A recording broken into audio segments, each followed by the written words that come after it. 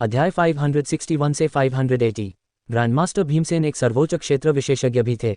जब से दारा सिंह महापुरुष बने थे, ग्रैंडमास्टर भीमसेन ने सांसारिक मामलों को एक तरफ रख दिया था और साधना के लिए दीर्घकालिक एकांतवास में चले गए थे। यदि यह संकट न होता तो वह स्वयं को प्रकट न कर पाते। वंश मेहता भी बहुत हैरान था। उसे उम्मीद नहीं थी कि दारा सिंह सचमुच ग्रैंडमास्टर भीमसेन को अपने साथ ले आएगा। तभी दूर से कई आकृतियां उड़ती हुई आईं। एक क्षण में 100 से ज्यादा साधक प्रकट हो गए।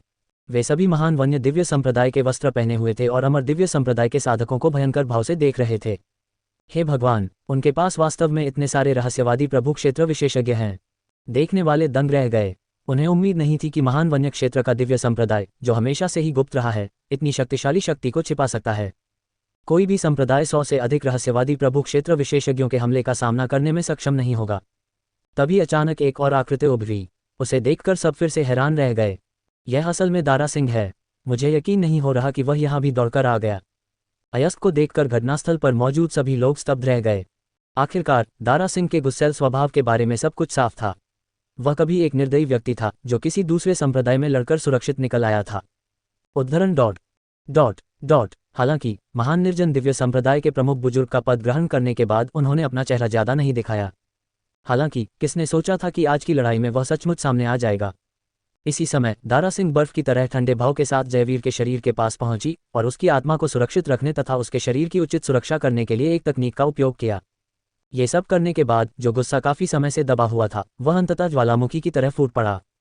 ये लोग, इन सबको मार डालो। यह आदेश सुनने के बाद जो साधक वहां पहुंचे थे, उन्होंने बिना किसी हिचकिचाहट के हमला बोल दिया तथा अमर दिव्य संप्रदाय के साधकों को नष्ट करने का प्रयास किया। किसी भी स्थिति में उनके पास ग्रैंडमास्टर भीमसेन की मदद थी, इसलिए उन्हें किसी और चीज की चिंता करने की जरूरत नहीं थी और वे सिर्फ अपने दुश्मनों को मारने पर ध्यान केंद्रित कर सकते थे। ये देखकर प्रदीप की गर्व भरी अभिव्यक्ति बहुत पहले ही गायब हो चुकी थी और उसके चेहरे पर ठंडे पसीने की बूंदें लुढ़क गई थीं। वरिष्ठ जुवान गुवान, हमें क्या करना चाहिए? मयंक त्यागी ने गंभीर भाव से पूछा। महान वन्य क्षेत्र के दिव्य संप्रदाय की सेनाएं यहाँ आ चुकी हैं, लेकिन उनकी अपनी सेनाएं अभी तक नहीं पहुंची हैं। अगर वे समय पर नहीं पहुंची तो उनका बचना मुश्किल हो जाएगा। प्रदीप को नहीं पता था कि क्या करना है, इसलिए वह केवल एल्डर संजय की सहायता ले सकता था। एल्डर संजय ने अहंकार से कहा, जैसे ही वह हवा में मंडरा रहे थे और महान निर्जन दिव्य संप्रदाय के साधकों पर अपनी ठंडी निगाहें घुमा रहे थे, यदि आप मृत्यु को गले लगाने के लिए इतने उत्सुक हैं तो मेरे पास आइए। जैसे ही उन्होंने बोलना समाप्त किया, उनकी सर्वोच्च लोकाभा फैल गई, जिससे महान वन्य क्षेत्र दिव्य संप्रदाय के अधिकांश साधकों को एक कदम पीछे हटने के लिए मजबूर होना पड़ा।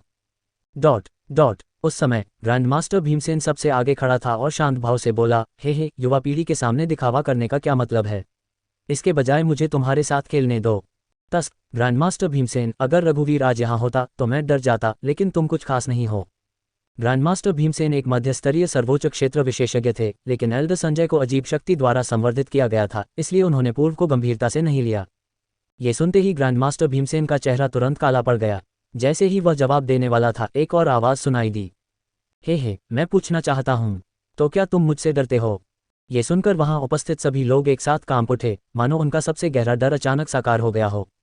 कुछ ही क्षणों बाद एल्डर संजय पर ठंडे इरादे से हत्या का हमला हुआ।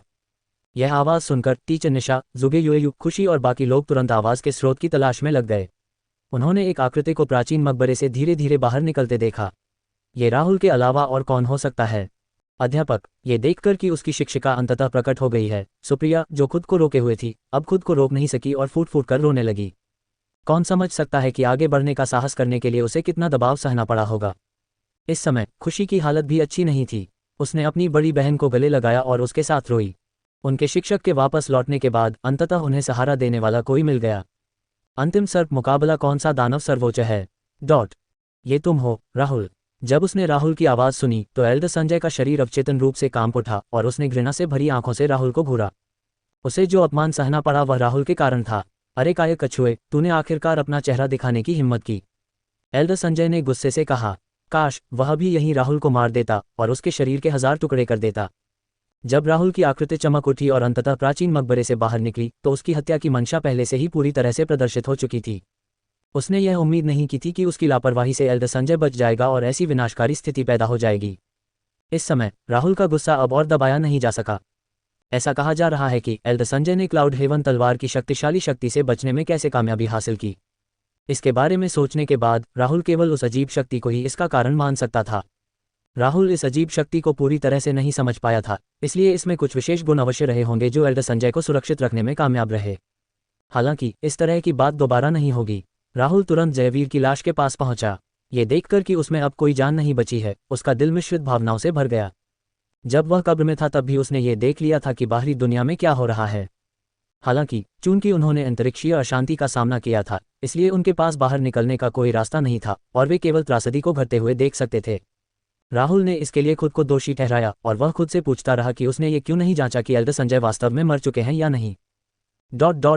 सौभाग्य से दारा सिंह के समय पर आने से जयवीर की आत्मा सुरक्षित रह गई। शायद भविष्य में उसे बचा पाना संभव हो। जब राहुल ने अपनी नज़र वापस एल्डर संजय की ओर घुमाई तो उसकी राक्षसी हत्या की मंशा भड़क उठी।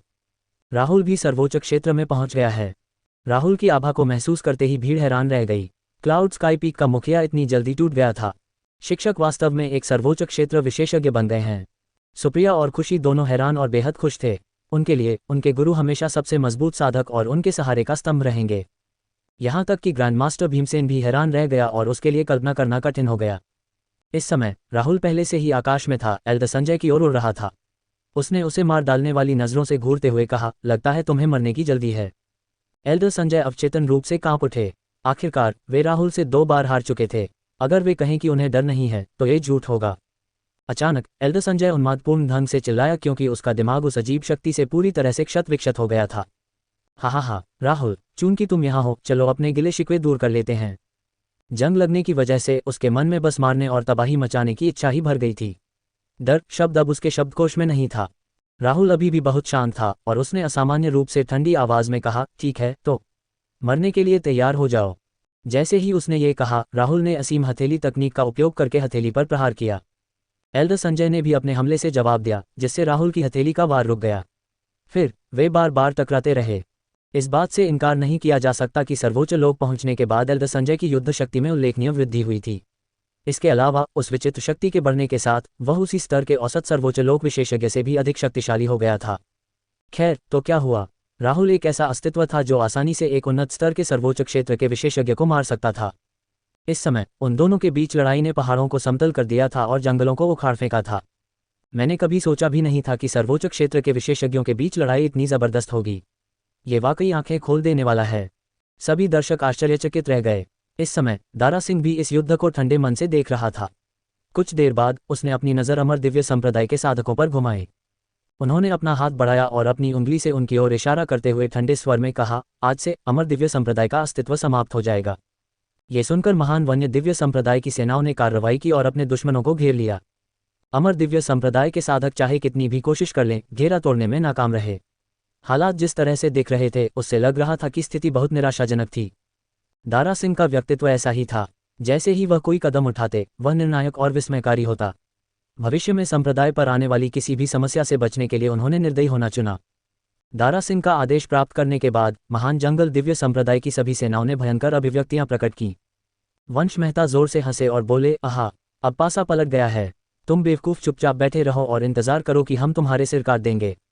इतने लंबे समय तक सहने के बाद सभी लोग बदला लेने के लिए आतुर हो गए और तुरंत हमला बोल दिया। कुछ ही समय में अमर दिव्य संप्रदाय को भारी क्षति पहुंच चुकी थी। हालांकि जब प्रदीप भागने की कोशिश में अपनी जान जोखिम में डालने ही वाला था, तभी दूर से रोशनी की किरणें चमक उठीं। ये दृश्य देखकर सभी ने उस दिशा में देखा और शीघ्र ही पता चला कि अमर दिव्य संप्रदाय की सेना भी आ पहुंची है। हाँ, ये शो और भी रोमांचक होता जा रहा है। दर्शक उत्साह से देख रहे थे। वैसे भी इस मामले का उनसे कोई लेना देना नहीं था, इसलिए उन्हें बस इस गोलीबारी में फंसने से बचना था और तमाशे का आनंद लेना था। प्रदीप बहुत खुश था। उम्मीद जगी थी। सेना के जवानों के बीच काले वस्त्र पहने एक कमजोर सा बूढ़ा आदमी था जिसने ग्रैंड मास्टर भीमसेन को घूरते हुए कहा, ग्रैंड मास्टर भीमसेन, क्या तुम अमर दिव्य संप्रदाय को नीचा दिखा रहे हो? हमारे संप्रदाय के सदस्यों को मारने की तुम्हारी हिम्मत कैसे हुई? ये बूढ़ा व्यक्ति अमर दिव्य संप्रदाय का पूर्व प्रमुख बुजुर्ग भी था और ग्रैंड मास्टर भीमसेन के समान युग का एक सर्वोच्च क्षेत्र विशेषज्ञ था। ग्रैंड मास्टर भीमसेन ने तिरस्कारपूर्वक उत्तर दिया, मुजैन, आज आपके संप्रदाय के सदस्यों ने ही झगड़ा किया था, फिर भी आपने मुझे दंडित करने का साहस किया। आप वास्तव में एक बेशर्म समूह हैं। लेकिन तुम बिल्कुल सही समय पर आए हो। मैंने बहुत दिनों से अपने शरीर को स्ट्रेच नहीं किया है, इसलिए आज मैं तुम्हारे साथ खेलूंगा। जैसे ही उसने बोलना समाप्त किया, ग्रैंड मास्टर भीमसेन ने तुरंत हमला शुरू कर दिया। ये देखकर मुजैन का चेहरा तुरंत काला पड़ गया। असल में तो वह ग्रैंड मास्टर भीमसेन से बहस करना चाहता था, लेकिन किसने सोचा था कि ग्रैंड मास्टर भीमसेन बिना किसी हिचकिचाहट के हमला कर देगा। ऐसा लग रहा था कि आज की लड़ाई अवश्यंभावी है। इस समय दोनों संप्रदायों के बीच लड़ाई फिर से भड़क उठी, जिससे आसपास के वातावरण में भारी आध्यात्मिक उतार चढ़ाव पैदा हो गया। सबसे अधिक आकर्षक लड़ाई अभी भी राहुल की तरफ थी, क्योंकि वे बिना सांस लिए एक दूसरे पर वार करते रहे। राहुल चुपचाप हवा में मंडरा रहा था, एल्डर संजय को ठंडे भाव से घूर रहा था। अब उसे एल्डर संजय की ताकत का पूरा अंदाजा हो गया था, जो उसकी सफलता और अजीबोगरीब ताकत की बदौलत पहले की तुलना में काफी बढ़ गई थी। हालांकि यह उस हद तक नहीं था कि वह हार जाता। राहुल ने शांत चेहरे से एल्डर संजय की ओर उंगली घुमाए और व्यंग्यात्मक मुस्कान के साथ कहा, बस इतना ही। मुझे दिखाने के लिए और कुछ है।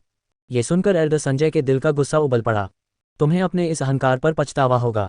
मैं तुम्हें इसकी कीमत चुकाने का पूरा प्रबंध करूंगा। राहुल ने प्रतिक्रिया स्वरूप बस तिरस्कार से अपने होंठ सिकोड़ लिए। एल्डर संजय, कुछ दिन पहले मैं लापरवाह था और आप अपनी दयनीय जिंदगी बचाने में कामयाब रहे। हालांकि चमत्कार दोबारा नहीं होते। राहुल के ये शब्द ठंडे स्वर में कहने के बाद उसका आकार 10,000 मीटर ऊपर आसमान में उड़ गया। कुछ ही पल बाद एक भयंकर तूफान आने लगा और चारों तरफ बिजली की गड़गड़ाहट गूंजने लगी, मानो हवा में दमन का भाव भर गया हो। दूर खड़े दर्शकों के भी दिल धड़कने लगे। ग्रैंडमास्टर भीमसेन और मोजेन इस शक्तिशाली आभा को महसूस करके चौंक गए। विस्मयादिबोधक चिन्ह, विस्मयादिबोधक चिन्ह। राहुल धीरे से नीचे उतरा, अपनी बाईं हथेली उठाए और ठंडे भाव से बोला, मैं अब और खिलवाड़ नहीं करूंगा। मेरा समय कीमती है, अब तुम्हें विदा करने का समय आ गया है। फिर उसने अपनी हथेली को तेजी से नीचे कर दिया और तेज तलवारें आकाश में संघनित हो गईं और एल्डर संजय की ओर बारिश की तरह गिरने लगीं। इस समय ऐसा लग रहा था कि राहुल एक अमर प्राणी बन गया है, जिसकी हर गतिविधि प्रकृति और तत्वों को नियंत्रित करती है। बूढ़ा ताइन इतना डर गया कि भागना भी भूल गया। उसके शरीर में जो अजीब शक्ति थी वह भी दब गई थी। ऐसा नहीं हो सकता। एल्डर संजय को यकीन नहीं हो रहा था। हालांकि जो कुछ भी वह देख रहा था वह सब वास्तविक और मूर्त था। वह खुद को असहाय महसूस कर रहा था और समझ नहीं पा रहा था कि राहुल इतना शक्तिशाली क्यों है। जब हजारों तलवारें बरस रही थीं तो उसने बलपूर्वक अपने आतंक को दबाया और हमले का सामना करने की पूरी कोशिश की। हालांकि क्या राहुल के हमले को वास्तव में इतनी आसानी से रोका जा सकता है? 15 मिनट भी नहीं बीते थे कि एल्डर संजय का शरीर छलनी में तब्दील हो चुका था। अगर यही हाल रहा तो उनकी राख ढूंढना भी मुश्किल हो जाएगा। वरिष्ठ भाई ताइन, प्रदीप घबराहट में चिल्लाया। यदि एल्डर संजय की हत्या कर दी गई तो अमर दिव्य संप्रदाय का विनाश लगभग निश्चित हो जाएगा। उसे कुछ करना ही था, इसलिए उसने अपनी शक्ति का एक विस्फोट किया और अपने आसपास के दुश्मनों को पीछे हटने पर मजबूर कर दिया। फिर उसने तुरंत एल्डर संजय को बचाने के लिए हमला किया। हालांकि दारा सिंह को कोई परेशानी नहीं हुई। एक ही मुक्के से उसने प्रदीप को पीछे धकेल दिया, जिससे वह बुरी तरह घायल हो गया। अब अमर दिव्य संप्रदाय के अस्तित्व में रहने की कोई जरूरत नहीं है। तुम सबको मर जाना चाहिए। कुछ ही देर बाद एल्डर संजय सचमुच राख में बदल गए। हालांकि राहुल ने वही गलती नहीं की। वह उड़कर लाश के बचे हुए टुकड़ों के पास गया और अपनी आध्यात्मिक इंद्रियों से उन्हें देखा। उसके मुंह के कोने थोड़े ऊपर की ओर मुड़ गए, क्योंकि उसने देखा था कि एल्डर संजय की आत्मा नष्ट नहीं हुई थी। तुम सचमुच वही चाल फिर से आजमा रहे हो। एक बार कांटा हुआ दोबारा चौकन्ना। जैसे ही उसने बोलना समाप्त किया, राहुल ने और भी अधिक शक्तिशाली हमला किया, जिसने एल्डर संजय की आत्मा को चकनाचूर कर दिया। अब वह सचमुच इस दुनिया से हमेशा के लिए मिट चुका था। अंतिम प्रहार करने के बाद राहुल ने अपना ध्यान अमर दिव्य संप्रदाय के साधकों की ओर लगाया। जब मोजेन ने देखा कि एल्डर संजय की हत्या कर दी गई है तो वह क्रोधित हो गया। धिक्कार है, अपनी जान वापस कर दो। एक भयंकर गर्जना के बाद मोजेन ने ग्रैंडमास्टर भीमसेन को झटक दिया और अपनी कृपाण के साथ राहुल पर हमला कर दिया। राहुल को इससे कोई फर्क नहीं पड़ा और उसने बस अपनी कोहनी से मोजेन की कृपाण पकड़ ली, फिर उसकी बांह को थोड़ा मोड़ दिया, जिससे तलवार टूट गई। इंद्रधनुषी वस्त्र के साथ भले ही राहुल स्थिर खड़ा रहता और मोजेन को उस पर हमला करने देता तो भी वह पूरी तरह से सुरक्षित रहता। तुम्हारा संप्रदाय इतिहास की किताबों में समा जाएगा। ये कहने के बाद राहुल ने मोजेन को मुक्का मारा, उसे नीचे जमीन पर पटक दिया और उसे गंभीर रूप से घायल कर दिया। इस समय मोजेन अंततः अपनी युद्ध शक्ति और राहुल के बीच विशाल अंतर को महसूस कर सकता था। अब उसे लड़ने की कोई चिंता नहीं थी और वह अपनी चोटों को भी नजरअंदाज कर रहा था तथा भागने की कोशिश कर रहा था। हालांकि ग्रैंडमास्टर भीमसेन ने ऐसा नहीं होने दिया। मैं पूछता हूँ, मोजेन, तुम कहाँ भागने की कोशिश कर रहे हो? क्या तुम अपने संप्रदाय में वापस भाग जाओगे? ग्रैंडमास्टर भीमसेन ने तिरस्कारपूर्वक पूछा। फिर उन्होंने आगे कहा, मैं तुम्हें एक सलाह देता हूँ। तुम्हारा संप्रदाय अब सुरक्षित नहीं है। ये सुनकर मोजेन के चेहरे के भाव एकदम बदल गए। ग्रैंडमास्टर भीमसेन का क्या मतलब था? क्या ऐसा हो सकता है कि जब संप्रदाय से अतिरिक्त सेना भेजी गई थी तो महान वन्य दिव्य संप्रदाय ने भी उनके संप्रदाय को नष्ट करने के लिए एक अन्य दल भेजा था? जब उन्होंने ये सोचा तो मोजेन का चेहरा तुरंत पीला पड़ गया। इस बार अमर दिव्य संप्रदाय के लगभग सभी शिष्यों को संगठित कर लिया गया था, जिसका अर्थ था कि संप्रदाय व्यवहारिक रूप से रक्षाहीन था। यदि महान वन्य दिव्य संप्रदाय ने सचमुच हमला किया होता तो संभवतः उसका विनाश निश्चित था। ग्रैंडमास्टर भीमसेन ने मोजेन के अविश्वास भरे भाव को देखा और तिरस्कारपूर्वक कहा, आपको पता होना चाहिए कि महान निर्जन दिव्य संप्रदाय कैसे काम करता है। अगर हमें पहले काटा न जाए तो हम काटेंगे नहीं, लेकिन एक बार काट लेने के बाद हम उसे कभी नहीं छोड़ते। चूंकि आपके संप्रदाय ने लड़ाई छेड़ दी है, इसलिए आप सभी को इसकी कीमत चुकानी होगी। ये सुनते ही मोजेन को साफ साफ एहसास हो गया कि अब उसकी बर्बादी तय है। उसका पूरा शरीर सुन्न पड़ गया। देखने वाले भी हैरान थे। उन्हें तो ये भी लग रहा था कि वे भाग्यशाली हैं कि उन्होंने महान वन्य दिव्य संप्रदाय को नहीं भड़काया। हे भगवान, वे जिस तरह से काम करते हैं वह बहुत निर्दयी और क्रूर है। हर किसी को इस बात का डर बना रहता था कि महान वन्य क्षेत्र दैवीय संप्रदाय किस प्रकार से चीजों से निपटता है। मोजेन को भी समझ आ गया था कि आज का मामला सचमुच अकल्पनीय है। ऐसे में वह सिर्फ मरते दम तक लड़ सकता था। ग्रैंडमास्टर भीमसेन, मुझे डर है कि आज का मामला अब शांति से नहीं सुलझ सकता। लाओ, शुरू करो। मुझे देखने दो कि इतने सालों में तुम में कितना सुधार आया है। वैसे भी वे दोनों बचपन से ही एक दूसरे को पसंद नहीं करते थे और अब भी वे एक दूसरे से नफरत करते थे। विस्मयादिबोधक चिन्ह, विस्मयादिबोधक चिन्ह। हालांकि मोजेन पहले ही राहुल से घायल हो चुका था। अब उसके लिए ग्रैंडमास्टर भीमसेन को हराना नामुमकिन था। दोनों की शुरुआत भी जल्दी हुई और अंत भी जल्दी। मोजेन हार गए। युद्धभूमि में महान वन्य क्षेत्र दिव्य संप्रदाय विजयी हुआ। अमर दिव्य संप्रदाय के सभी साधक मारे गए और एक भी नहीं बचा। इस तरह की लड़ाई में दया की कोई गुंजाइश नहीं थी। या तो मारो या मारे जाओ। यहाँ दुश्मनों से निपटने के बाद दारा सिंह ने तुरंत एक और आदेश जारी किया, जो लोग आगे बढ़ सकते हैं वे मेरे पीछे आएं।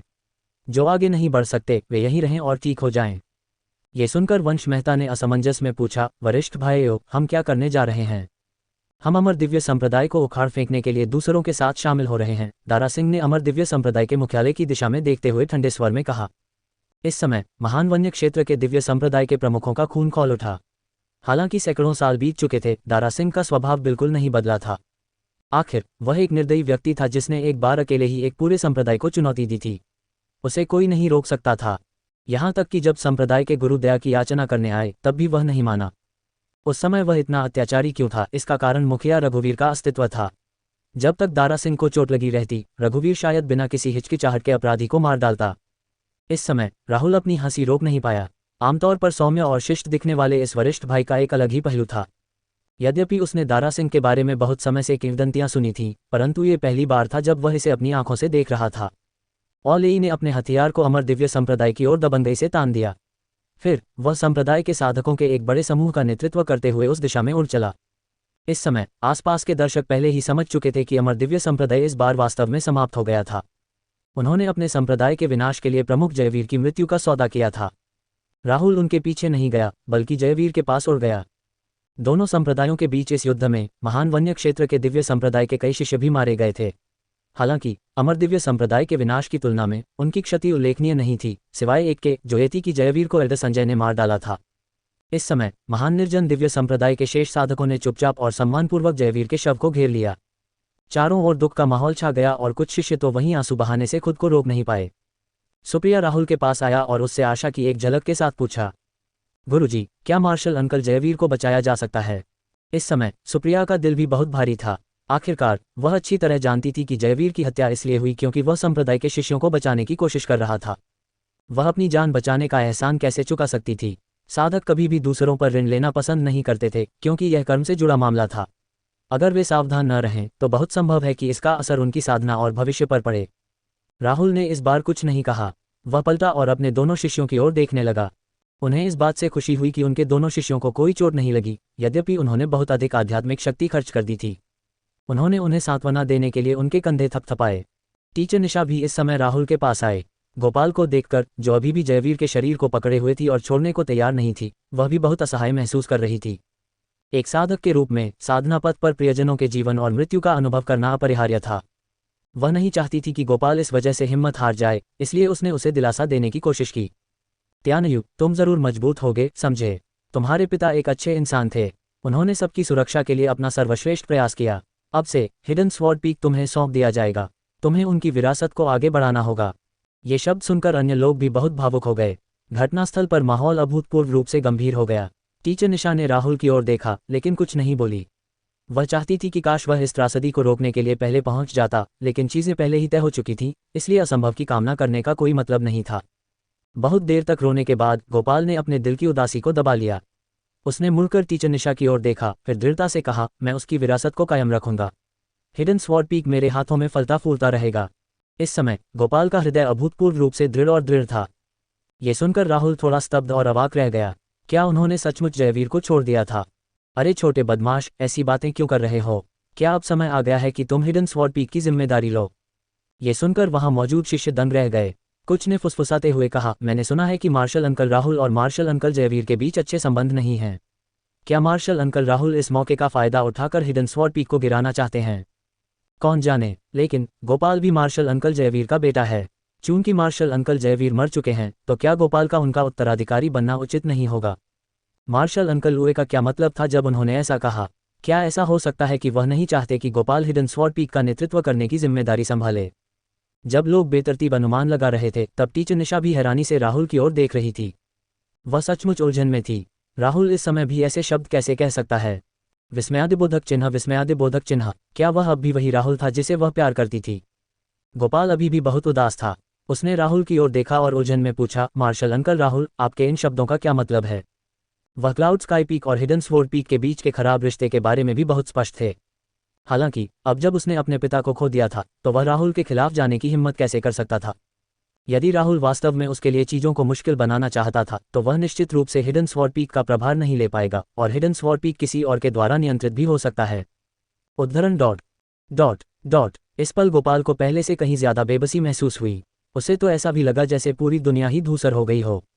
इस क्षण उसके मन में अतीत की तमाम यादें उमड़ पड़ीं। उसे अतीत में किए गए अपने सारे कर्म याद आ गए, जिनकी वजह से उसकी साधना लंबे समय तक रुकी रही। उसे बहुत पछतावा हुआ। दूसरों के अजीब हाव भाव देखकर राहुल बेफिक्र रहा। उसने शांति से कहा, तुम सब ये क्यों मान रहे हो कि जयवीर हमेशा के लिए चला गया है? ये सुनकर महान वन्य दिव्य संप्रदाय के सभी लोग एक बार फिर स्तब्ध रह गए। राहुल का इससे क्या मतलब था? क्या ऐसा हो सकता है कि मार्शल अंकल जयवीर मरे नहीं थे? टीचर निशा जल्दी से जयवीर की नब्ज जांचने गया और तुरंत और भी अधिक उलझन में पड़ गया। जयवीर ने बहुत पहले ही जीवन के सभी लक्षण खो दिए थे, तो राहुल के उन शब्दों का क्या मतलब था? राहुल की बातें सुनने के बाद गोपाल आशा से भर गया और जल्दी से राहुल की जान को गले लगा लिया। मार्शल अंकल राहुल, क्या मेरे पिता को अब भी बचाया जा सकता है? आपके पास उन्हें बचाने का कोई रास्ता है ना? मार्शल अंकल राहुल, मैं आपसे विनती करता हूं, कृपया मेरे पिता को बचा लीजिए। Dot dot. मुझे साफ साफ बता रहा हूं कि हमने तुम्हें पहले भी कई बार उकसाया है। खैर खैर, हम सब एक ही संप्रदाय से हैं। प्लीज मेरे पापा को बचा लो।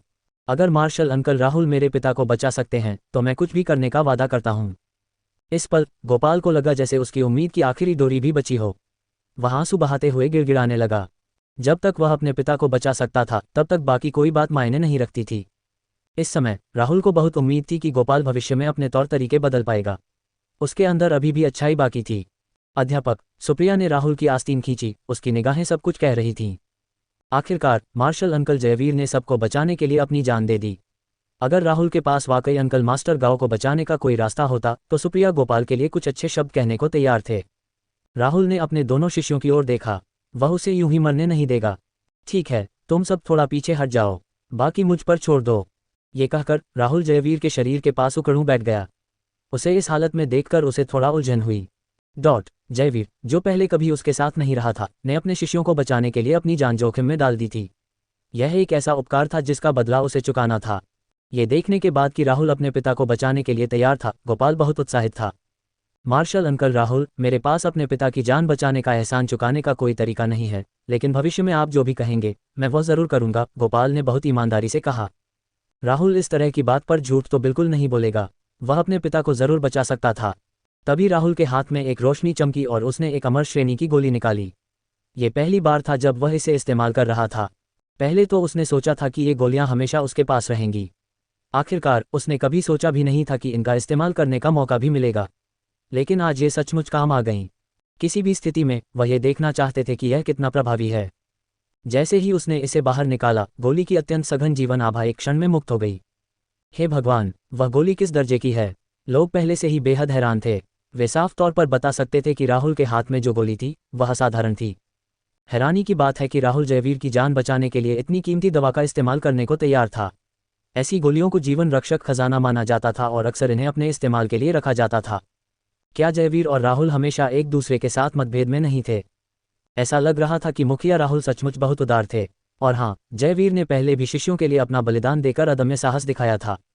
शायद एक सच्चे संप्रदाय को ऐसा ही होना चाहिए था। इस समय राहुल की हरकतों से हर कोई हैरान था।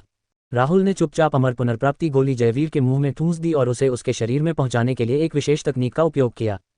इस समय एक अत्यंत सघन जीवन शक्ति तुरंत जयवीर के शरीर में प्रविष्ट हो गई और यहां तक कि आकाश में भी एक अजीब घटना प्रदर्शित हुई। ये बहुमूल्य औषधीय गोली सचमुच अद्भुत लगती है। दर्शक ये देखकर पूरी तरह से हैरान रह गए कि जयवीर का पूरा शरीर पहले से ही जीवन की आभा प्राप्त कर रहा था। कुछ समय बाद जयवीर की आत्मा उसके शरीर में स्थिर हो गई। इस जीवन शक्ति के निरंतर संचार के कारण उसका शरीर धीरे धीरे स्वस्थ होने लगा। यहाँ तक कि उसकी उंगलियां भी हल्की सी कांपने लगीं, जिससे तुरंत ही कोहराम मच गया। हे भगवान, वह सचमुच जीवित है। विस्मयादिबोधक चिन्ह, विस्मयादिबोधक चिन्ह। देखा तुमने, अभी अभी उसकी उंगली हिली थी।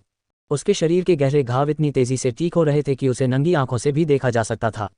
हालांकि चूंकि उसने पहले भी निषिद्ध गुप्त तकनीक का इस्तेमाल किया था, इसलिए उसके शरीर की मरम्मत के बाद भी उसकी त्वचा सूखी और बदसूरत बनी रही। मार्शल अंकल राहुल, क्या हो रहा है? गोपाल ने उत्सुकता से पूछा। राहुल ने अपना सिर हिलाया और कहा, यह कोई बड़ी बात नहीं है। क्योंकि उसने निषिद्ध गुप्त तकनीक का ज़रूरत से ज़्यादा इस्तेमाल किया है, उसके शरीर का रक्त तत्व लगभग सूख गया है। बस थोड़ी देर इंतज़ार करो, गोली उसे इससे भी उबरने में मदद करेगी। केवल इतना ही नहीं, बल्कि ठीक होने के बाद आपके पिता भी संभवतः इससे उबर जाएंगे। ये सुनकर गोपाल अचंभित रह गया और बाकी सभी भी। क्या कोई व्यक्ति जो मर गया था और पुनर्जीवित हो गया था फिर भी आगे बढ़ सकता है? कुछ ही क्षणों बाद जयवीर का शरीर प्रकाश की किरण से ढक गया। ओह, इस बार क्या हो रहा है? मुझे विश्वास नहीं हो रहा कि एक गोली इतनी चमत्कारी हो सकती है। कुछ समय बाद प्रकाश की किरण धीरे धीरे विलुप्त हो गई और एक मजबूत मध्यम आयु वर्ग के व्यक्ति का आकार प्रकट हुआ। राहुल की औषधीय गोली की बदौलत जयवीर वास्तव में कई दशक जवान हो गया। क्या इस दृश्य ने सभी को अवाक कर दिया? हो, जयवीर, जो अभी अभी जिंदा हुआ था, भी इस बार बहुत हैरान था। उसे उम्मीद थी कि वह नर्क के द्वार पर जागेगा, लेकिन उसे पता चला कि उसका शरीर कई दशक जवान हो गया है और उसकी ताकत भी थोड़ी बढ़ गई है। क्या हो रहा था? अपने शरीर में प्रवाहित हो रही सघन जीवन शक्ति को महसूस करके जयवीर और भी ज्यादा उत्साहित हो गया। उसे लगा कि अब उसका शरीर पूरी तरह से शक्ति से भर गया है। निषिद्ध गुप्त तकनीक का कई बार उपयोग करने के दुष्प्रभाव भी ठीक हो गए थे। सबसे महत्वपूर्ण बात यह थी कि जयवीर को स्पष्ट रूप से महसूस हुआ कि उसके पास सर्वोच्च क्षेत्र तक पहुंचने का अवसर था। अगर उसे अपने दिव्य शरीर को विकसित करने और गढ़ने के लिए कुछ समय दिया जाए तो वह आसानी से परमपद तक पहुंच सकता है। यही वह लक्ष्य था जिसके लिए वह इतने समय से प्रयासरत था। जयवीर के उत्साहित भाव को देखने के बाद राहुल भी मुस्कुराया और कहा, आपके पुनर्जन्म पर बधाई वरिष्ठ भाई जयवीर। ये सुनकर जयवीर क्षण भर के लिए स्तब्ध रह गया। काफी देर बाद आखिरकार उसने प्रतिक्रिया दी और राहुल की ओर देखा। उसकी आंखें उलझन से भरी थीं। उसे नहीं पता था कि उसकी हत्या के बाद क्या हुआ था, इसलिए उसने जल्दी से अपने बेटे को बुलाकर सारी बात बताई। जब उसे पता चला कि राहुल ने उसे एक बहुत ही कीमती गोली दी थी जिसने उसकी जान बचाई थी, तो वह बहुत भावुक हो गया और जो शब्द वह कहना चाहता था वे उसके मुंह में ही अटक गए। क्या ये बच्चा वास्तव में मुझे पुनर्जीवित करने के लिए इतनी कीमती गोली देने को तैयार था? उसे अतीत में हुई सारी बातें याद आ गईं। वह हमेशा से ही राहुल को गुप्त रूप से निशाना बनाता रहा था और अक्सर उसे नीचा दिखाने की कोशिश करता था। हालांकि 7 पीक्स प्रतियोगिता के बाद उनके रिश्ते में सुधार हुआ था, लेकिन यह उस हद तक नहीं होना चाहिए था कि राहुल इतनी दूर तक जाने को तैयार हो। इस समय जयवीर का दिल जोरों से कांप रहा था। उसे स्वाभाविक रूप से इस बात का पूरा अंदाजा था कि यह गोली कितनी शक्तिशाली और मूल्यवान है। ये सोचकर वह भी बहुत लाचार हो गया। उसने सोचा था कि वे बराबरी पर हैं, लेकिन अब उसे राहुल का एक और एहसान चुकाना था। ये बहुत मुश्किल था। जूनियर भाई राहुल, आपने अभी जो किया उसके लिए मैं आपको धन्यवाद देना चाहता हूँ। मुझे डर है कि मैं अपनी जान बचाने के लिए आपका एहसान नहीं चुका पाऊंगा। मैं आपका एहसान कैसे चुकाऊंगा? ये सुनकर राहुल हंसा और उदासीनता से बोला, हम सब एक ही संप्रदाय से हैं, इसलिए ऐसी बातों को लेकर ज्यादा हिसाब किताब मत करो। तुम एहसान चुकाते हो या नहीं, इससे कोई फर्क नहीं पड़ता। और हाँ, आपने मेरे 2 शिष्यों को भी बचा लिया। इस बार मैं ही आपका एहसान चुका रहा हूँ। जैसे ही उसने बोलना समाप्त किया, राहुल मुड़ा और अपने शिष्यों की ओर हाथ हिलाया, चलो वापस चलें। सुप्रिया और खुशी ने आज्ञाकारी रूप से सिर हिलाया और राहुल का अनुसरण किया। यहाँ मामला पहले ही सुलझ चुका था, इसलिए यहाँ रुकने की कोई जरूरत नहीं थी। राहुल की उदारता देखकर सभी दंग रह गए। हुआ यूफेंग ने भावुक होकर कहा, मार्शल अंकल, राहुल वास्तव में अथाह हैं। वह अपने शिष्यों और साथी शिष्यों के प्रति सदैव उदार रहते हैं। हालांकि वह ऐसी चीजों के प्रति हमेशा उदासीन रहते हैं, लेकिन जब कुछ बड़ा होता है तो वह कभी पीछे नहीं हटते। तनवीर की बातें सुनने के बाद अन्य लोग भी सहमत हो गए। इस क्षण से राहुल की स्थिति एक बार फिर से ऊंची हो गई और कई लोग थे जो सुप्रिया और खुशी की उनके शिष्यों के रूप में पहचान से ईर्ष्या करते थे। पहले कोई भी शिष्य क्लाउड स्काई पीक में शामिल होना पसंद नहीं करता था, लेकिन अब हालात बदल गए थे। अब वे चाहकर भी इसमें शामिल नहीं हो सकते थे। क्लाउड स्काई पीक की प्रतिष्ठा अब आसमान छू रही थी, सिर्फ राहुल की वजह से नहीं बल्कि सुप्रिया की उपलब्धियों की वजह से भी। राहुल को धीरे धीरे पीछे हटते देख जयवीर को बहुत अच्छा लगा। हालांकि राहुल ने कहा था कि अब वे इस मामले में बराबरी पर हैं, फिर भी यह एक बहुत बड़ी जान बचाने वाली कृपा थी। उसने पहले भी सुप्रिया और खुशी को बचाया था, लेकिन अगर राहुल प्रकट नहीं होता तो वे शायद वैसे भी मर जाते। वह ऐसे जीवन रक्षक अनुग्रह का बदला कैसे चुका सकता था। विस्मयादिबोधक चिन्ह, विस्मयादिबोधक चिन्ह। एक लंबी आह भरने के बाद जयवीर ने खुद को असहाय महसूस किया। गोपाल ने पूछा, पिताजी क्या हो रहा है, आप इतने भावुक क्यों हैं? त्यान्यू, मुझे डर है कि हम इस जीवन में राहुल का कर्ज नहीं चुका पाएंगे। मैं अभी थोड़ा भावुक महसूस कर रहा हूँ। आखिरकार हमने पहले भी राहुल के लिए मुश्किलें खड़ी की थीं। मुझे सच में उम्मीद नहीं थी कि वो मुझे बचाएगा। ये कहने के बाद उसने एक निर्णय लिया, अगर भविष्य में मौका मिला तो वह कम से कम राहुल का कर्ज चुकाने का कोई रास्ता जरूर निकालेगा। वह अच्छी तरह जानता था कि यह गोली कितनी कीमती है। इसने न सिर्फ उसे बचाया बल्कि उसे वह भविष्य भी दिया जिसका उसने पहले सपना देखा था। जल्द ही वह परमधाम पहुंच जाएगा। अल्पविराम। जूनियर भाई राहुल, आने वाले दिनों में आपकी क्या योजनाएं हैं? टीचर निशा ने वापस आते समय पूछा। अब जबकि प्राचीन मकबरे की यात्रा समाप्त हो गई थी और दारा सिंह और अन्य लोग संभवतः अमर दिव्य संप्रदाय का सफाया करने जा रहे थे, उनके पास करने के लिए कुछ नहीं था। राहुल ने मूल रूप से वापस जाकर प्राचीन क्षेत्र में प्रवेश करने की योजना बनाई थी। हालांकि उसकी प्रगति की गति बहुत तेज थी और उसे डर था कि अगर उसने जल्दबाजी की तो उसकी साधना की नींव अस्थिर हो जाएगी। इसलिए उन्होंने अपने 2 शिष्यों को साथ लेकर दुनिया भर में भ्रमण करने का निर्णय लिया। मैं कुछ समय तक घूमूंगा और अपने 2 शिष्यों के साथ दुनिया देखूंगा। दिव्य मोहर शिखर का जमावड़ा शुरू होने वाला है। मुझे शायद जाकर देखना चाहिए, लेकिन अभी मैं इसके बारे में निश्चित नहीं हूँ। राहुल को भी अचानक उस सभा का ख्याल आया। आखिरकार पूर्वी महाद्वीप में यह एक बड़ा आयोजन था, इसलिए इसमें भाग लेने में कोई बुराई नहीं थी। जैसे ही उसने टीचर निशा को देखा, राहुल के विचार बेकाबू होने लगे। स्वर्ग महाद्वीप में उसकी एक प्रेमिका थी, लेकिन वह ऐश्वर्या और टीचर निशा की तुलना करने से खुद को नहीं रोक सका। इस समय राहुल को अचानक अपनी युगल प्रणाली का ख्याल आया और उसने प्रणाली से पूछा, प्रणाली, क्या युगल प्रणाली केवल एक व्यक्ति तक ही सीमित है? होस्ट, युगल प्रणाली आपकी शिष्य प्रणाली जैसी ही है। अगर आप में क्षमता है तो आप एक से ज्यादा शिष्य बना सकते हैं। ये सुनकर राहुल के चेहरे पर मुस्कान आ गई और वह योजना बनाने लगा। ऐसा लग रहा था कि टीचर निशा के साथ उनका रिश्ता आगे बढ़ सकता है और उनके पिछले प्रयास व्यर्थ नहीं गए। दुर्भाग्य से ऐश्वर्या पहले ही स्वर्ग महाद्वीप में लौट चुकी थी, इसलिए जब तक वे फिर से एकजुट नहीं हो जाते तब तक वह उससे सिस्टम से कोई पुरस्कार प्राप्त करने में असमर्थ होगा। हालांकि अब सिस्टम ने उन्हें एक विकल्प दिखा दिया था। टीचर निशा ने राहुल की बुरी नीयत वाली निगाहों को देख लिया था और उसका चेहरा तुरंत लाल हो गया। ये बच्चा, क्या ये हो सकता है कि वह फिर से कुछ गलत करने की फिराक में है? टीचर निशा का चेहरा और भी लाल हो गया जब उसे याद आया कि कब्र में उन दोनों के बीच क्या हुआ था। राहुल द्वारा दिए गए चिलियार्ड गोल्ड बेल के पौधे को देखकर टीचर निशा अभी भी बहुत प्रभावित हुई। क्या वह कबूल करने वाला था? अगर वह ऐसा करे तो वह क्या करेगी? उसे क्या जवाब देना चाहिए? क्या उसे पहले उसके प्रस्ताव को ठुकरा देना चाहिए? अगर वह बहुत आसानी से मान जाती तो क्या यह अनुचित नहीं होता? इस समय टीचर निशा का मन पूरी तरह अस्त व्यस्त था। फिर राहुल ने गंभीरता से पूछा, वरिष्ठ बहन टीचर निशा, क्या हुआ? आपका चेहरा सेब जैसा लाल क्यों है? भाड़ में जाओ। टीचर निशा का चेहरा पहले तो आशा से भरा हुआ था, लेकिन राहुल की बातें सुनने के बाद वह क्रोधित हो गई क्योंकि उसकी उम्मीदें पूरी नहीं हुईं और उसने उससे मुंह मोड़ लिया। यह आदमी। इस पल राहुल थोड़ा खुश हुआ। वह सचमुच टीचर निशा से अपनी गलती स्वीकार करना चाहता था। हालांकि उसके हाव भाव देखने के बाद उसने उसे चिढ़ाने का निर्णय लिया। उसे उम्मीद के मुताबिक नतीजा तो मिला, लेकिन वह काफी परेशान भी था। असल में यह एक बेहतरीन मौका था, लेकिन उसने साफ तौर पर खुद को ही खेलने का फैसला कर लिया था। यह उसकी अपनी गलती थी। फिर भी उसकी प्रतिक्रिया से भविष्य के लिए आशा अभी भी बनी हुई थी।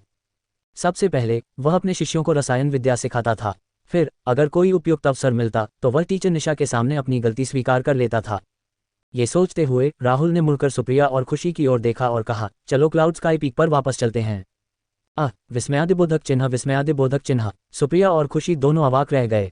खुशी खुद को रोक नहीं पाए और बोली, गुरुजी, आपने अभी कहा था न कि आप हमें दुनिया दिखाने ले चलेंगे। हम क्लाउड स्काई पीक पर वापस क्यों जा रहे हैं? ये सुनकर राहुल ने शांति से उत्तर दिया, दिव्य मोहर शिखर का जमावड़ा जल्द ही होने वाला है। हम बाद में बाहरी दुनिया का अन्वेषण कर सकते हैं। गुरुजी, दिव्य मोहर शिखर का जमावड़ा क्या है? सुप्रिया ने संदेह से पूछा। यद्यपि उसने इस सभा का नाम कई बार सुना था, फिर भी वह नहीं जानती थी कि यह क्या है। राहुल ने सुप्रिया की ओर देखा और कहा, दिव्य मोहर शिखर का समागम पूर्वी महाद्वीप का सबसे भव्य और सबसे महत्वपूर्ण आयोजन है। इस आयोजन के दौरान पूर्वी महाद्वीप के कई शक्तिशाली साधक उपस्थित रहेंगे। कई अद्वितीय प्रतिभावान लोग वहां मार्शल आर्ट की प्रतिस्पर्धा करने के लिए एकत्रित होंगे, साथ ही दांव पर चर्चा भी करेंगे तथा प्रत्येक व्यक्ति साधना पर अपने विचार व्यक्त करेगा। जो लोग वहां अच्छा प्रदर्शन करते हैं उन्हें बिना किसी अपवाद के अद्वितीय साधक माना जाता है और वे लोगों की प्रशंसा का पात्र बनते हैं। ये कहने के बाद राहुल ने मनीष तिवारी की दिशा में देखा और कहा, यदि आप दोनों उसके स्तर पर प्रतिभाशाली माने जाना चाहते हैं तो आपको इस सभा के दौरान अपनी ताकत का प्रदर्शन करना होगा। अतीत में चीफ रघुवीर ने भी इस सभा के दौरान अपना नाम बनाया था। तुम दोनों को भी अपनी साधना पर कड़ी मेहनत करनी होगी। तुम्हें क्लाउड स्काई पीक की प्रतिष्ठा बनाए रखनी होगी। समझ रहे हो? ये शब्द सुनकर सुप्रिया का दिल जोश से भर गया और उसने बिना किसी हिचकिचाहट के जवाब दिया, गुरुजी, आपको चिंता करने की जरूरत नहीं है। हम दोनों जरूर लगन से साधना करेंगे। हम इस सभा में क्लाउड स्काई पीक को जरूर गौरवान्वित और प्रसिद्ध करेंगे। राहुल के शब्दों ने उनकी लड़ाकू भावना को सफलतापूर्वक प्रज्वलित कर दिया था। ये देखकर राहुल संतोष में मुस्कुराया। यह अच्छा है, यह अच्छा है। थोड़ी देर रुकने के बाद राहुल ने आगे कहा, मुझे लगता है कि इस सभा में बहुत से प्रतिभाशाली और शक्तिशाली साधक आएंगे, इसलिए ज्यादा जोर मत लगाओ। खैर, मैं तो यही हूँ। उसे उनकी उम्मीदों पर भी काबू पाना था। ये सुनकर वे दोनों और भी भावुक हो गए। अगर उनसे कोई गलती भी हो जाती तो भी वह उन्हें दोष नहीं देता और हमेशा उनका साथ देता। ऐसा कहा जा रहा है कि उन्हें निराश करना और क्लाउड स्काई पीक को निराश करना कोई विकल्प नहीं था। सुप्रिया ने आत्मविश्वास से कहा, गुरुजी, चिंता मत कीजिए। इस बार हम बाहरी दुनिया को बताएंगे कि हमारा क्लाउड स्काई शिखर कितना अद्भुत है। ये सुनकर राहुल को लगा कि उसके शिष्य बहुत ही पुत्रवत और समर्पित थे। उन्होंने सचमुच सही शिष्यों को चुना था। तो फिर मैं देखूंगा कि तुम मुझे कैसे गौरवान्वित करते हो। ठीक है गुरुजी, चिंता मत कीजिए। बहन यूयूए और मैं निश्चित रूप से कंधा मिलाकर लड़ेंगे और आपके लिए सम्मान जीतेंगे, खुशी ने आत्मविश्वास से कहा। राहुल ने अपने दोनों नन्हे शिष्यों के सिर थपथपाए और कहा, ठीक है, मुझे ये देखकर राहत मिली है कि तुम दोनों आत्मविश्वास से भरे हो। तो फिर चलो क्लाउड स्काई पीक पर वापस चलते हैं। गुरुजी, क्या अब हम सचमुच वापस जा रहे हैं? जैसे ही राहुल जाने वाला था, सुप्रिया ने अचानक पूछा। कुछ हिचकिचाहट के बाद उसने आगे कहा, गुरुजी, क्या हम वापस जाने से पहले रमेश वर्मा की जांच कर सकते हैं? राहुल दंग रह गया। उसे अचानक एहसास हुआ कि रमेश वर्मा कहीं नहीं है। आसपास का नज़ारा देखने पर उसे वर्मा परिवार का एक भी साधक नजर नहीं आया। उसे अचानक लगा कि कुछ गड़बड़ है। क्या वर्मा परिवार को कुछ हुआ है? सुप्रिया ने कुछ देर सोचा और कहा, गुरु की कब्र में प्रवेश करने के कुछ ही देर बाद हम भी यहाँ पहुँच गए, लेकिन सर्वोच्च दिव्य संप्रदाय के लोगों ने हमारे लिए मुश्किलें खड़ी कर दीं। रमेश वर्मा उन्हें डांटने के लिए खड़े हुए, लेकिन उनके एक बुजुर्ग ने उन्हें घायल कर दिया। संभवतः अब तक उन्हें स्वास्थ्य लाभ के लिए वर्मा परिवार के निवास पर वापस भेज दिया गया होगा। ओह, सर्वोच्च दिव्य संप्रदाय! राहुल का दिल गुस्से से भर गया। उसने अपने दोनों शिष्यों की तरफ देखा और पूछा, क्या उन लोगों ने तुम पर भी हमला किया था? सुप्रिया ने हाथ हिलाते हुए कहा, शुक्र है कि मार्शल अंकल जयवीर समय पर पहुंच गए और उन लोगों को रोक लिया, वरना मैं भी घायल हो जाती। असल में मेरे और सर्वोच्च दिव्य संप्रदाय के रेयांश के बीच लड़ाई एक सामान्य लड़ाई थी। मैंने उसे घायल जरूर किया, लेकिन लड़ाई में ऐसा होना स्वाभाविक है। हालांकि सर्वोच्च दिव्य संप्रदाय के बुजुर्ग इसे देख नहीं सके, इसलिए उन्होंने चीजों को अपने हाथों में लेने का फैसला किया। रमेश वर्मा ये सब होते हुए नहीं देख सके, इसलिए वह उन्हें डांटने के लिए उनके पास आए, लेकिन बुजुर्ग ने बेशर्मी से उन पर हमला कर दिया। ये सुनकर राहुल को अंततः समझ आ गया कि क्या हो रहा था। राहुल ने दूर से सर्वोच्च दिव्य संप्रदाय की शक्तियों को देखा। एक कांटेदार नज़र को महसूस करते हुए ताओवादी उमेश सिन्हा को लगा कि कुछ गड़बड़ है और तुरंत मुड़कर राहुल की नज़र से मिला। अमर दिव्य संप्रदाय के साथ जो कुछ हुआ था उसे देखकर वह अच्छी तरह से जानता था कि महान निर्जन दिव्य संप्रदाय कितना भयानक था। पहले तो उसने सोचा था कि वह एक अच्छा शो देख सकेगा, इसलिए उसने युद्ध समाप्त होने तक इंतजार किया और अभी तक वहां से नहीं निकला था। जब उसने देखा कि राहुल गुस्से से उसकी ओर देख रहा है तो उसका शरीर कांप उठा। ये तो बुरा हुआ, चलो जल्दी से संप्रदाय में वापस चलें। राहुल की ताकत देखकर उसे पता चल गया था कि उनमें से कोई भी उसके सामने टिक नहीं पाएगा। दरअसल अगर राहुल चाहे तो शायद अकेले ही पूरे परम दिव्य संप्रदाय का सफाया कर सकता है। यही कारण था कि वह इतना घबरा गया था और तुरंत वहां से निकल जाना चाहता था। तुम्हें जाने की इतनी जल्दी क्यों है? तुम अभी भाग जाना चुन सकते हो, लेकिन अगर तुम ऐसा करोगे तो मैं बाद में तुम्हारे संप्रदाय पर जरूर हमला करूंगा। जहां तक परिणाम की बात है, मुझे लगता है कि तुम उससे अच्छी तरह वाकिफ हो, राहुल ने ठंडे स्वर में कहा। विस्मयादिबोधक चिन्ह, विस्मयादिबोधक चिन्ह। ये सुनकर ताओवादी उमेश सिन्हा का माथा पसीने से तर हो गया। वह घबरा गया और उसे पता था कि यह मामला इतना आसान नहीं होगा। हालांकि यदि उन्होंने इस मामले को हल नहीं किया तो सर्वोच्च दिव्य संप्रदाय संभवतः अमर दिव्य संप्रदाय के समान स्थिति में पहुंच जाएगा। उस समय ताओवादी उमेश सिन्हा को महान वन्य क्षेत्र के दिव्य संप्रदाय को भड़काने के लिए एल्द महेश को 8 टुकड़ों में काटने का मन हुआ। वह बस शांत और अनजान बनने का नाटक कर सकता था। जैसे उसने कहा, साथी ताओवादी राहुल, तुम्हारा क्या मतलब है? अगर मुझे ठीक से याद है तो हमने महान निर्जन दिव्य संप्रदाय को नाराज नहीं किया है ना? राहुल उसके अभिनय से बेपरवाह था और चेहरे पर एक डरावनी मुस्कान लिए धीरे धीरे उसके पास गया। ओह, क्या हम मूर्ख बन रहे हैं? जैसे ही उसने बोलना समाप्त किया, राहुल ने अपनी तलवार की तान छेड़ दी, जिससे सर्वोच्च दिव्य संप्रदाय की सेनाएं बेदम और पीली पड़ गईं। मैं अपने दुश्मनों के साथ ज्यादा धैर्य नहीं रखता। क्या तुम सचमुच चाहते हो कि मैं बल प्रयोग करूं? ये सुनकर ताओवादी उमेश सिन्हा और भी घबरा गया। वह समझ चुका था कि इस मामले से बच निकलने का कोई रास्ता नहीं है। डॉट डॉट यदि वह कोई अच्छा समाधान नहीं निकालता तो वह और उसका संप्रदाय बर्बाद हो जाएगा। गहरी सांस लेते हुए उन्होंने राहुल से कहा, साथी ताओवादी राहुल, कृपया जल्दबाजी न करें। पहले जो कुछ हुआ उसके लिए हम सचमुच दोषी थे और हम आपसे और आपके दोनों शिष्यों से ईमानदारी से माफी मांगना चाहते हैं। साथी ताओवादी राहुल किस तरह का मुआवजा चाहता है? हम इसे जरूर ठीक से निपटाएंगे। दाओवादी उमेश सिन्हा को आज्ञाकारी देखकर राहुल मुस्कुराया और अपनी तलवार की मंशा वापस ले ली। जिसने मेरे शिष्यों पर हमला किया, मैं तुम्हें एक मौका देता हूं। अपना परिचय दो। ये सुनकर एल्डर महेश का चेहरा पीला पड़ गया। वह केवल ताओवादी उमेश सिन्हा को याचना भरी निगाहों से देख सकता था। वरिष्ठ भाई उमेश सिन्हा, कृपया मेरी मदद करें, कृपया, एल्डर महेश ने तुरंत विनती की। ताओवादी उमेश सिन्हा बेहद दुविधा में था। वह इस समय अपनी रक्षा भी नहीं कर सकता था, किसी और की तो बात ही छोड़िए। उसे अपने संप्रदाय और एक बुजुर्ग के बीच चुनाव करना था। कोई भी व्यक्ति संपूर्ण सर्वोच्च दिव्य संप्रदाय की सुरक्षा के लिए एल्डर महेश का आदान प्रदान करना चाहेगा। ये देखकर कि एल्डर महेश ने सारी आशा खो दी है, दाओवादी उमेश सिन्हा ने एक लंबी आह भरी। एल्डर महेश, मुझे माफ करना। मैं सिर्फ खुद को ही दोषी मान सकता हूं कि मैं तुम्हारी रक्षा करने में सक्षम नहीं हूं। हमारा सर्वोच्च दिव्य संप्रदाय इस संकट को हल करने में सक्षम है या नहीं, यह आप पर निर्भर करेगा।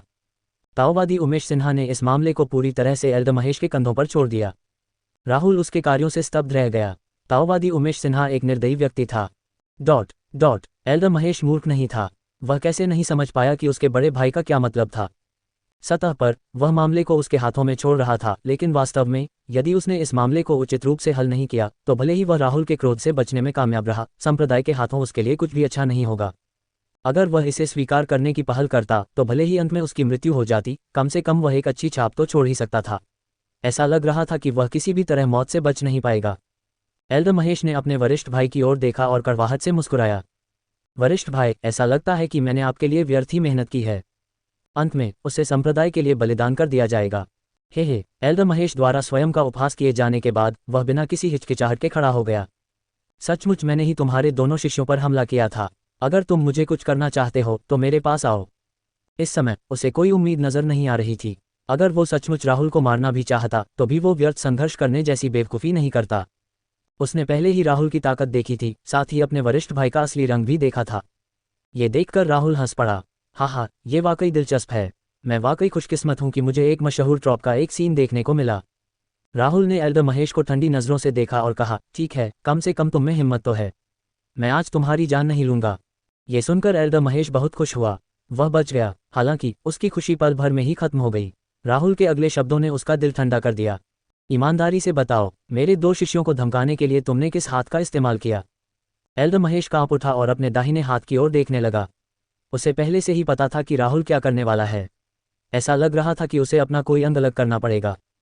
हालांकि यह उसके जीवन के बदले में था, इसलिए चाहे वह कितना भी मूर्ख क्यों न हो, वह फिर भी यह चुनाव करेगा। आज दाओवादी उमेश सिन्हा ने जो कुछ उसके साथ किया था, उससे एल्डर महेश का दिल पूरी तरह ठंडा पड़ गया था। उसके मन में अपने इस बड़े भाई से बदला लेने के विचार भी आ रहे थे। किसी भी हालत में यदि वह अपनी जान बचा सकता है तो हाथ क्यों नहीं दे सकता? एल्डर महेश ने कहा, मैं साथी ताओवादी ये को व्यक्तिगत रूप से ऐसा करने के लिए परेशान नहीं करूंगा। मैं खुद अपना दाहिना हाथ काट लूंगा। ऐसा कहने के बाद एल्डर महेश ने अपना हथियार निकाला और बिना किसी हिचकिचाहट के उसका दाहिना हाथ काट दिया। विस्मयादिबोधक चिन्ह, विस्मयादिबोधक चिन्ह। ऐसा करने के बाद एल्डर महेश को इतना दर्द हुआ कि वह जमीन पर लौटता रहा। कम से कम इस आदमी में हिम्मत तो थी और उसने अपने किए की जिम्मेदारी तो ली थी। इसलिए राहुल ने उसे जीने देने का फैसला किया। एल्डर महेश की हरकतें देखकर राहुल का गुस्सा लगभग गायब हो गया था। उसने ये भी देखा कि एल्डर महेश पहले से ही ताओवादी उमेश सिन्हा को घृणा से देख रहा था। हे, ये वाकई दिलचस्प है। शायद भविष्य में देखने लायक कोई अच्छा शो होगा, राहुल ने मन ही मन सोचा। वह वाकई उत्सुक था कि आने वाले दिनों में एल्डर महेश और ताओवादी उमेश सिन्हा के बीच क्या होगा। शायद बदला लेने की तैयारी थी। ये सोचकर राहुल को बहुत मजा आया, लेकिन फिर भी उसने शांत होने का नाटक किया। बुरा नहीं है, तुम में हिम्मत है। चलो, जो पहले हुआ उसे भूल जाओ। ऐसा कहने के बाद राहुल ने अपने आसपास के लोगों को ठंडी आंखों से देखा और आगे कहा, यह आप सभी को ये समझाने के लिए भी है कि मेरे शिष्यों को धमकाना इतना आसान नहीं है। अगर वे अपने साथियों के साथ लड़ाई में घायल भी हो गए तो मुझे कोई फर्क नहीं पड़ेगा। आखिरकार वे कमज़ोर होने के लिए सिर्फ खुद को ही दोषी ठहरा सकते हैं। हालांकि अगर पुरानी पीढ़ी का कोई साधक मेरे शिष्यों पर हाथ डालने की हिम्मत करता है तो मैं उन्हें केवल यही सलाह दे सकता हूं कि वे अपनी गर्दन धो लें और फांसी की प्रतीक्षा करें। ये सुनकर सभी के दिल कांप उठे और उन्होंने बहुत भाग्यशाली महसूस किया कि उन्होंने राहुल के शिष्यों को उकसाया नहीं था। वहां दर्शकों का एक समूह भी था जो बहुत सावधान था और अपने अपने संप्रदाय के लोगों से फुसफुसा रहा था, राहुल के 2 शिष्यों की उपस्थिति को याद रखना और हमारे संप्रदाय के शिष्यों से कहना कि भविष्य में उन्हें उकसाए नहीं, हो सके तो उनसे दूर रहना। यदि आप वास्तव में उन्हें उकसाते हैं तो संप्रदाय को आपकी रक्षा न करने के लिए दोष न दें। कितना भयानक, मुझे डर है कि जो कोई भी उन्हें उकसाएगा वह मर जाएगा। दर्शक एक एक करके चर्चा करने लगे। कुछ लोगों ने तो सुप्रिया और खुशी के चित्र भी बनाए ताकि उन्हें अपने अपने संप्रदाय के अनुयायियों में बांट सकें। कोई भी राहुल के क्रोध का शिकार नहीं होना चाहता था। सुप्रिया और खुशी भी इस बात से बहुत प्रभावित हुए कि उनके शिक्षक उनके लिए इतना कुछ कर गए। अब उन्हें उस बात का दुख नहीं रहा जो उनके साथ पहले हुई थी। ऐसा अच्छा शिक्षक पाना तो हर किसी का सपना था, इससे ज्यादा और क्या चाहिए। राहुल ने दूसरों को चेतावनी देने के बाद एल्डर महेश की ओर फिर से देखा और कहा, आपके अपराध स्वीकार करने और जिम्मेदारी स्वीकार करने की इच्छा ने आज आपकी जान बचाई है। हालांकि अगर आप इस बारे में सहमत नहीं हैं तो बेझिझक भविष्य में मुझसे बदला लेने के लिए आ सकते हैं। नहीं नहीं नहीं, मैं ऐसी बेवकूफ़ी कभी नहीं करूंगा, मेरी हिम्मत नहीं होगी, एल्डर महेश ने जल्दी से कहा। यह तो बहुत अच्छा हुआ कि वह इस विपत्ति से बच गया। इसके अलावा अब जिससे वह सचमुच बदला लेना चाहता था वह ताओवादी उमेश सिन्हा थी। राहुल को फिर से भड़काने का कोई कारण नहीं था। ये सुनकर राहुल एल्डर महेश के इरादे समझ गया। उसने बस ताओवादी उमेश सिन्हा की ओर देखा और कहा, हाँ, सर्वोच्च दिव्य संप्रदाय सचमुच आंखें खोलने वाला है। जैसे ही उसने बोलना समाप्त किया, राहुल अपने दोनों शिष्यों के साथ बिना किसी हिचकिचाहट के चला गया। उसके शब्द सर्वोच्च दिव्य संप्रदाय के प्रति तिरस्कार से भरे थे। कौन ऐसे निर्दयी संप्रदाय में शामिल होगा जिसे संकट के समय में छोड़ दिया जाएगा और मरने के लिए छोड़ दिया जाएगा। यदि राहुल की उदारता न होती तो एल्डर महेश शायद पहले ही नरक के राजा से मिलने जा चुके होते। कौन ऐसा भाग्य स्वीकार करने को तैयार होगा। इसके साथ ही महान वन्य दिव्य संप्रदाय सर्वोच्च दिव्य संप्रदाय के बीच एक स्पष्ट रेखा खींच दी गई। इस मामले को निपटाने के बाद राहुल रमेश वर्मा की जांच करने के लिए सुप्रिया और खुशी को वर्मा परिवार के निवास पर ले आया। हालांकि अंत में उसे एहसास हुआ कि वह आदमी बस दिखावा कर रहा था और उसे कोई गंभीर चोट नहीं लगी थी। उसने अपने परिवार को बेवजह परेशान किया था। ये देखकर राहुल इतना क्रोधित हुआ कि उसने बाद वाले को नितंब पर लात मार दी, मानो वह निराश हो। गुरुजी, हमारे संप्रदाय के बहुत से लोग अमर दिव्य संप्रदाय में चले गए हैं, क्या हमें जाकर उनकी मदद करनी चाहिए। वर्मा परिवार के निवास से निकलने के बाद सुप्रिया ने राहुल को देखा और पूछा। जयवीर के पुनर्जीवित और स्वस्थ होने के बाद वह तुरंत दूसरों की मदद करने के लिए अमर दिव्य संप्रदाय की ओर दौड़ा। टीचर निशा भी उसके पीछे पीछे गया। हालांकि ऐसा नहीं लग रहा था कि उसकी शिक्षिका ने उनके साथ जाने की योजना बनाई थी। ये सुनकर राहुल ने मुस्कुराते हुए कहा, क्या हुआ, मुझे मत बताओ कि तुम वहां जाना चाहते हो और वह सब देखना चाहते हो जिसे केवल जीवित नरक ही कहा जा सकता है। राहुल अपने 2 शिष्यों को अनगिनत साधकों के वध का क्रूर दृश्य देखने नहीं दे सकता था, इसलिए उसने मदद न करने का फैसला किया। आखिरकार 2 बड़े संप्रदायों में सामंजस्य नहीं था, इसलिए दारा सिंह और अन्य लोग भविष्य में मुसीबत का कोई बीज नहीं छोड़ेंगे। अमर दिव्य संप्रदाय के सभी लोगों का आखिरी व्यक्ति तक वध कर दिया जाएगा। उस खूनी दृश्य की कल्पना करते ही सुप्रिया और खुशी से हर उठे। उन्हें थोड़ा उबकाई भी आने लगी, लेकिन वे तो साधक ही थे। अगर उनमें मानसिक दृढ़ता नहीं होती तो भविष्य में ऐसी परिस्थितियां आने पर वे क्या करते। चूंकि वे पूर्वी महाद्वीप में थे इसलिए उनके गुरु उन्हें आश्रय और सुरक्षा दे सकते थे, लेकिन भविष्य का क्या, वे अंततः दूसरे साम्राज्यों यहां तक कि महाद्वीपों में भी जाएंगे।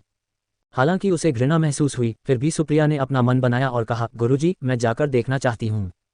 विस्मयादिबोधक चिन्ह, विस्मयादिबोधक चिन्ह। ये सुनकर राहुल भी बहुत प्रसन्न हुआ और बोला, ठीक है, चूंकि तुम जाना चाहते हो तो मैं तुम्हें वहां ले चलूंगा।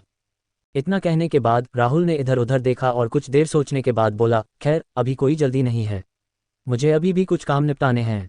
जब मैं ये काम निपटा लूंगा तो हम जाकर देखेंगे, लेकिन अगर वहां पहले से ही सब कुछ तय हो चुका है तो हम नहीं जाएंगे, फिर वहां देखने को कुछ नहीं होगा। ये सुनकर दोनों को थोड़ी उत्सुकता हुई, आखिर उनके शिक्षक क्या करने वाले थे।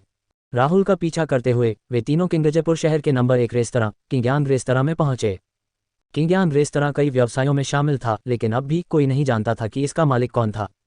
किंग्यान रेस्तरां की इस शाखा का प्रभारी व्यक्ति एक रहस्यवादी प्रभु क्षेत्र साधक वीरेंद्र था। कुछ समय पहले सुप्रिया और खुशी को भी राकेश दीवान की वजह से यहां मुसीबत का सामना करना पड़ा था। संयोग से वीरेंद्र वहां मौजूद था और उसने उनकी मदद करने की पहल की थी। जब वे किंग्यान रेस्तरां पहुंची तो दोनों लड़कियां बहुत उलझन में थीं। राहुल यहाँ क्या कर रही थी। नमस्ते ग्राहकों, कृपया अंदर आएं और बैठें। उन तीनों को देखने के बाद एक नौकर तुरंत आया और राहुल और अन्य लोगों के बैठने की व्यवस्था की। हालांकि राहुल वहीं खड़ा रहा और फिर शांत स्वर में बोला, जाओ और मेरे लिए एक संदेश दे दो। प्रभारी व्यक्ति से कहो कि वह बाहर आकर मुझसे मिले। ये सुनकर नौकर क्षण भर के लिए स्तब्ध रह गया और तुरंत अपने आप को जगाने के लिए उसने चुटकी काटी। राहुल की उपस्थिति को देखते हुए वह जानता था कि इस व्यक्ति का एक महान पृष्ठभूमि होना चाहिए और संभवतः वह यहाँ परेशानी पैदा करने के लिए आया था। ये सोचकर नौकर थोड़ा उत्साहित हुआ। किंग्यान रेस्तरां इतने लंबे समय से इस स्थान पर था, फिर भी किसी ने कभी यहाँ परेशानी पैदा करने की हिम्मत नहीं की थी। हालांकि इस युवक की पृष्ठभूमि क्या थी? जैसा कि कहा जा रहा है, क्या बॉस ऐसा व्यक्ति था जिसे इस तरह से अचानक बुलाया जा सकता था?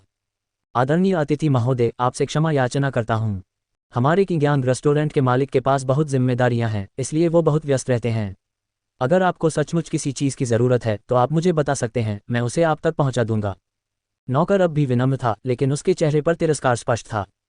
इसमें कोई आश्चर्य की बात नहीं थी। आखिरकार किंग्यान रेस्टोरेंट का नौकर बनने के लिए एक खास ओहदा होना जरूरी था। राहुल ने उसकी तरफ देखा और इस बात को ज्यादा तूल नहीं दिया। आखिरकार वह यहाँ कोई परेशानी खड़ी करने नहीं आया था। कुछ ही क्षणों बाद राहुल ने अपनी सर्वोच्च आभा जारी की, जिससे पूरा किंग्यान रेस्तरां भवन हिल गया। नौकर का चेहरा पल भर में पीला पड़ गया। वह स्तब्ध सा खड़ा रहा, समझ नहीं पा रहा था कि क्या करे। इस जबरदस्त दमन का एहसास होते ही नौकर को समझ आ गया कि उसके सामने खड़ा युवक कोई साधारण इंसान नहीं है, बल्कि वह एक बेहद जबरदस्त विशेषज्ञ है। ऐसा लगता है कि आज हमारे पास एक विशिष्ट अतिथि हैं। जब नौकर को कुछ समझ नहीं आ रहा था, वीरेंद्र दूसरी मंजिल से नीचे उतरा। यद्यपि वह बहुत शांत दिख रहा था, फिर भी वह अंदर से घबरा रहा था। क्या हुआ? ये बेजोड़ विशेषज्ञ अचानक मेरे घर क्यों आ गया? वीरेंद्र के पास कई प्रश्न थे, लेकिन कोई उत्तर नहीं था। हाल के दिनों में राहुल के उल्लेखनीय कार्यों की खबर दूर दूर तक फैल गई थी और हर कोई जानता था कि वह सर्वोच्च क्षेत्र में पहुंच गया है, जो एक ऐसा क्षेत्र था जिसके बारे में अनगिनत साधक केवल सपना ही देख सकते थे।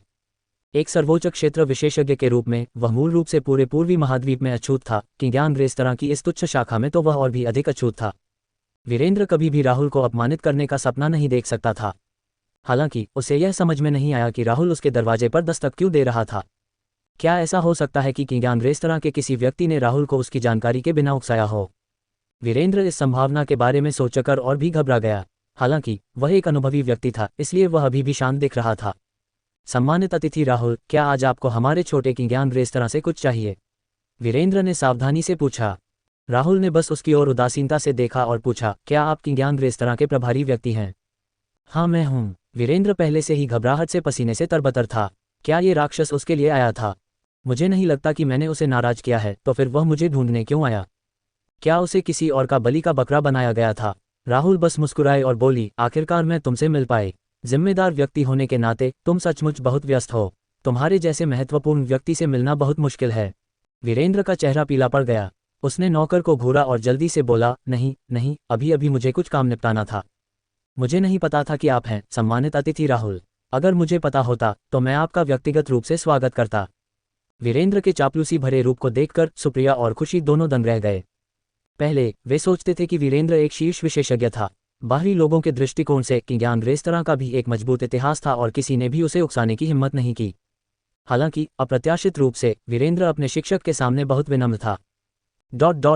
क्या ऐसा हो सकता है कि उनके शिक्षक पहले से ही इतने शक्तिशाली हो गए हों? वे दोनों बहुत हैरान थे। उन्हें समझ नहीं आ रहा था कि क्या हो रहा है। ऐसा संभवतः इसलिए था क्योंकि राहुल अपने दोनों शिष्यों पर बहुत अधिक स्नेह करता था, इसलिए आध्यात्मिक दबाव डालते समय वह हमेशा अवचेतन रूप से उन्हें बाहर कर देता था। यदि वीरेंद्र को पता होता कि दोनों लड़कियां इस समय क्या सोच रही हैं, तो वह संभवतः तुरंत शाप दे देता, मुझे डर है कि जो कुछ हो रहा है उसके बाद पूरे पूर्वी प्रांत में कोई भी तुम्हें या तुम्हारे शिक्षक को अपमानित करने की हिम्मत नहीं करेगा। राहुल मुस्कुराया और कहा, आप बहुत विनम्र हैं। मैंने इसके बारे में पहले ही पूछताछ कर ली है। किंग्यान रेस्टोरेंट का कारोबार बहुत व्यापक है और पूर्वी महाद्वीप के ज्यादातर इलाकों में भी फैला हुआ है, इसलिए मैं आज आपसे मदद मांगने यहाँ आया हूँ। ये सुनकर वीरेंद्र कांप उठा और बोला, सर, मुझे बस इतना बता दीजिए कि क्या करना है। जब तक यह मेरी क्षमता के भीतर है, मैं इसे पूरा करने की पूरी कोशिश करूंगा। विस्मयादिबोधक चिन्ह। उसने यही कहा था, लेकिन वीरेंद्र घबरा गया। कौन इस तरह मदद मांगेगा? कौन इतना भयानक आभामंडल छोड़कर मदद मांगेगा? वीरेंद्र का जवाब सुनकर राहुल ने बैठने की जगह ढूंढी और अपने भंडारण स्थान से एक कागज निकाला। उस पर सभी प्रकार की जड़ी बूटियों की सूची थी। दरअसल यह कोई बड़ी बात नहीं है, मैं बस कुछ जड़ी बूटियां इकट्ठा करना चाहता हूँ। चूंकि आप कई तरह के व्यवसायों में लगे हुए हैं, इसलिए मैं बस उन्हें इकट्ठा करने में आपकी मदद चाहता हूँ। ये सुनकर वीरेंद्र ने जल्दी से जड़ी बूटियों की सूची देखी। हालांकि उनमें से कुछ बहुत आम नहीं थी, फिर भी थोड़ी मेहनत से उन्हें खरीदा जा सकता था। वास्तव में इन जड़ी बूटियों को प्राप्त करना उनके लिए विशेष रूप से कठिन नहीं था। हालांकि उसे इस बात का कोई अंदाज़ा नहीं था कि वाइजुवान इतनी सारी जड़ी बूटियों का क्या करने जा रही थी।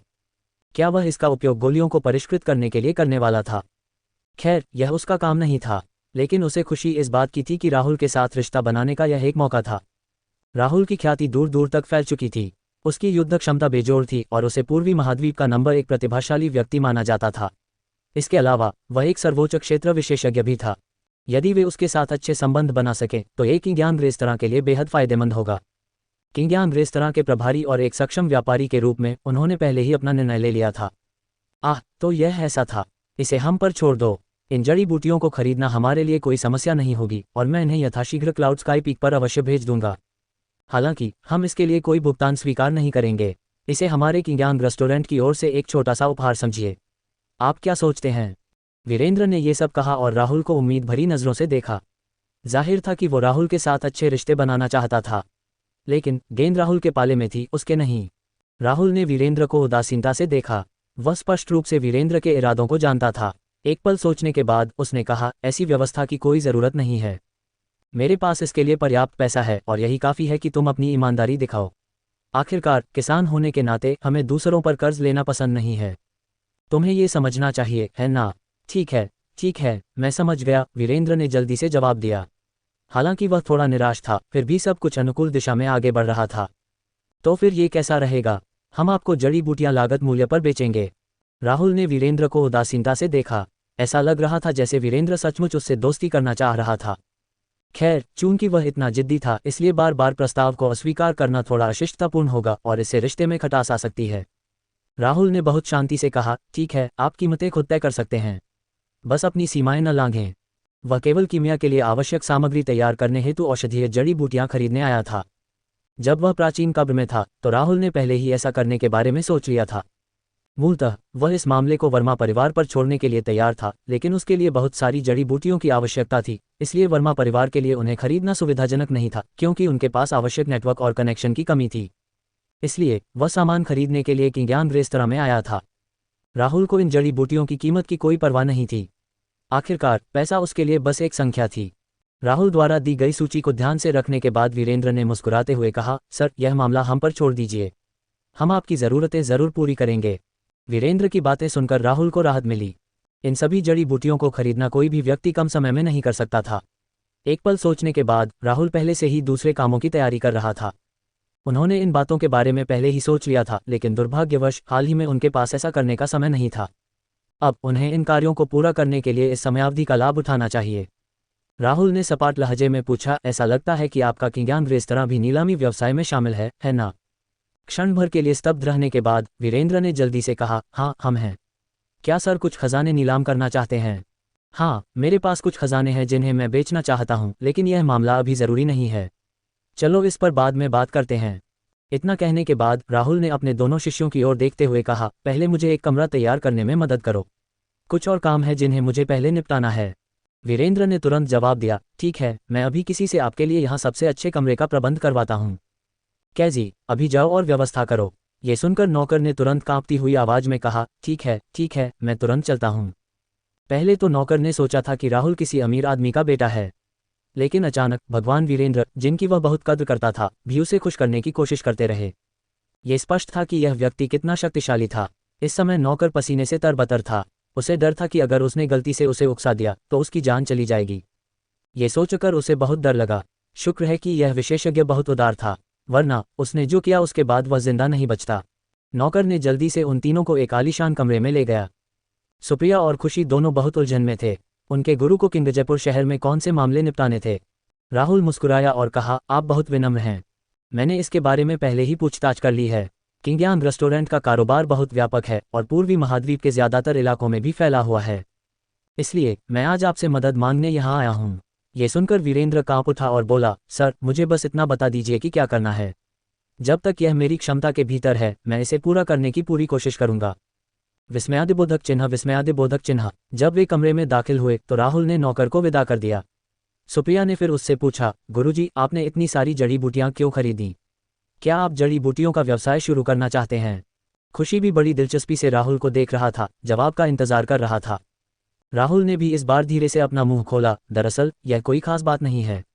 मैं बस तुम्हें गोलियां परिष्कृत करना सिखाना चाहता हूँ। जड़ी बूटियां उसी के लिए तैयार हैं। हमें गोलियां परिष्कृत करना सिखाओ। विस्मयादिबोधक चिन्ह, विस्मयादिबोधक चिन्ह। राहुल की बातें सुनने के बाद वे दोनों मन ही मन खुश हो गए। आखिरकार साधक होने के नाते वे निश्चित रूप से जानते थे कि कीमियागर कितने लोकप्रिय थे। भले ही उनकी कीमियागिरी की कला कुछ खास अच्छी न हो, फिर भी वे अपने इस्तेमाल के लिए गोलियां परिष्कृत कर सकते थे।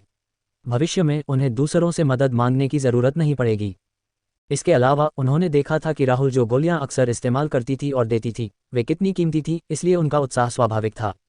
ठीक है, अभी खुश होने का समय नहीं है। आखिरकार कीमिया सीखना कोई आसान काम नहीं है। न केवल आपके पास एक निश्चित स्तर की प्रतिभा होनी चाहिए, बल्कि आपको लगन और कड़ी मेहनत भी करनी होगी। तभी आप उच्च गुणवत्ता वाली गोलियां बना पाएंगे। लेकिन आपको ज़्यादा निराश होने की ज़रूरत नहीं है। अगर आप उच्च गुणवत्ता वाली गोलियां नहीं बना पा रहे हैं तो भी कोई बड़ी बात नहीं है। आखिरकार मेरे पास आपके इस्तेमाल के लिए काफ़ी गोलियां रखी हैं। मैं तो बस तुम्हारी कला कौशल बढ़ाने के लिए तुम्हें रसायन विद्या सिखा रहा हूँ। कौन जाने भविष्य में ये तुम दोनों के काम आ जाए। राहुल के शिष्य बनना उनके लिए सचमुच एक आशीर्वाद था। उन्हें साधना के संसाधनों, खजानों या तकनीकों की कभी कमी नहीं होगी। चिंता मत करो गुरुजी, हम कीमिया में महारत हासिल करने की पूरी कोशिश करेंगे, सुप्रिया ने आत्मविश्वास से उत्तर दिया। राहुल इससे बहुत खुश हुआ, लेकिन साथ ही उसके मुंह के कोने भी सिकुड़ गए। अब समय आ गया था कि उनके शिष्यों से कुछ पुरस्कार प्राप्त किए जाएं। ये सोचकर राहुल ने स्नेह से आह भरने का नाटक किया। उसने अपने दोनों शिष्यों की ओर देखा और कहा, तुम दोनों ने मेरे पीछे चलते हुए बहुत कष्ट सहे हैं। हमारा क्लाउड स्काई पीक वाकई बहुत गरीब है और मेरे पास तुम्हारे लिए नए कपड़े खरीदने के लिए भी पैसे नहीं हैं। तुम दोनों को अपनी उम्र की दूसरी लड़कियों की तरह सजने संवरने का मौका ही नहीं मिला। राहुल की बातें सुनकर वे भावुक हो गए। उन्हें सचमुच उम्मीद नहीं थी कि उनके शिक्षक इन बातों पर विचार भी करेंगे। गुरुजी, ऐसा मत कहिए। आप तो पहले ही हमारे साथ बहुत अच्छे रहे हैं, तो हम आपसे और कुछ मांगने की हिम्मत कैसे कर सकते हैं। सुप्रिया की आवाज़ बोलते समय कांप रही थी। कुछ क्षण बाद राहुल ने मुड़कर खुशी की ओर देखा। शियुन, तुम शाही परिवार में पैदा हुई थीं। तुम एक शानदार जिंदगी जी सकती थीं, लेकिन मेरे साथ तुम्हें बहुत तकलीफें झेलनी पड़ीं। आपके शिक्षक के रूप में मैं चाहता हूं कि आप सुरक्षित रहें और लगन से साधना करें, लेकिन मैं ये भी चाहता हूं कि आप खुशहाल जीवन जिएं। खुशी ने झट से कहा, गुरुजी, मैं वास्तव में अपने वर्तमान जीवन से बहुत संतुष्ट हूं। धन जैसी भौतिक चीज़ें वास्तव में महत्वपूर्ण नहीं हैं। इसके अलावा हम पहले से ही काफ़ी खुश हैं, इसलिए कृपया ऐसी चीज़ों की चिंता न करें। इस बिंदु पर राहुल अंततः मुद्दे पर पहुंच गया। राहुल ने वर्मा परिवार से मिले हज़ारों रुपये के अनमोल सोने के सिक्के लिए और आह भरते हुए कहा, मैं तुम्हें बस इतना ही दे सकता हूँ।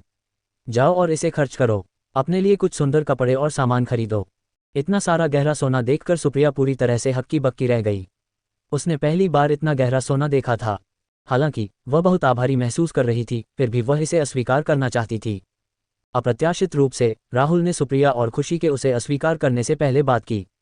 मेरे प्यारे शिष्यों, भविष्य में तुम्हें ज़रूर बाहर जाकर अपनी जीविका चलानी पड़ेगी। अगर तुम्हारे पास पैसे नहीं होंगे तो तुम क्या करोगे? ये तो बस थोड़ी सी रकम है। कृपया इसे स्वीकार कर लीजिए। भविष्य में आपको इसकी ज़रूरत पड़ेगी। मैं तुम्हें इतना ही दे सकता हूँ। राहुल की बातें सुनने के बाद वे उसे अस्वीकार नहीं कर सकते थे। उनके शिक्षक सचमुच सर्वश्रेष्ठ थे और उन्होंने कभी उनकी परवाह करना नहीं छोड़ा था। जब से वे उनके शिष्य बने, उन्हें हमेशा सुरक्षा, पोषण और देखभाल मिली। चाहे उन्हें किसी भी परिस्थिति का सामना करना पड़े, उनके गुरु हमेशा उनके पीछे खड़े रहे। ये सचमुच जीवन भर का एक आशीर्वाद था। गुरुजी, हम समझ गए। हम इस अनमोल सोने को अपने पास रखेंगे। कुछ देर रोने धोने के बाद लड़कियां आखिरकार मान गईं।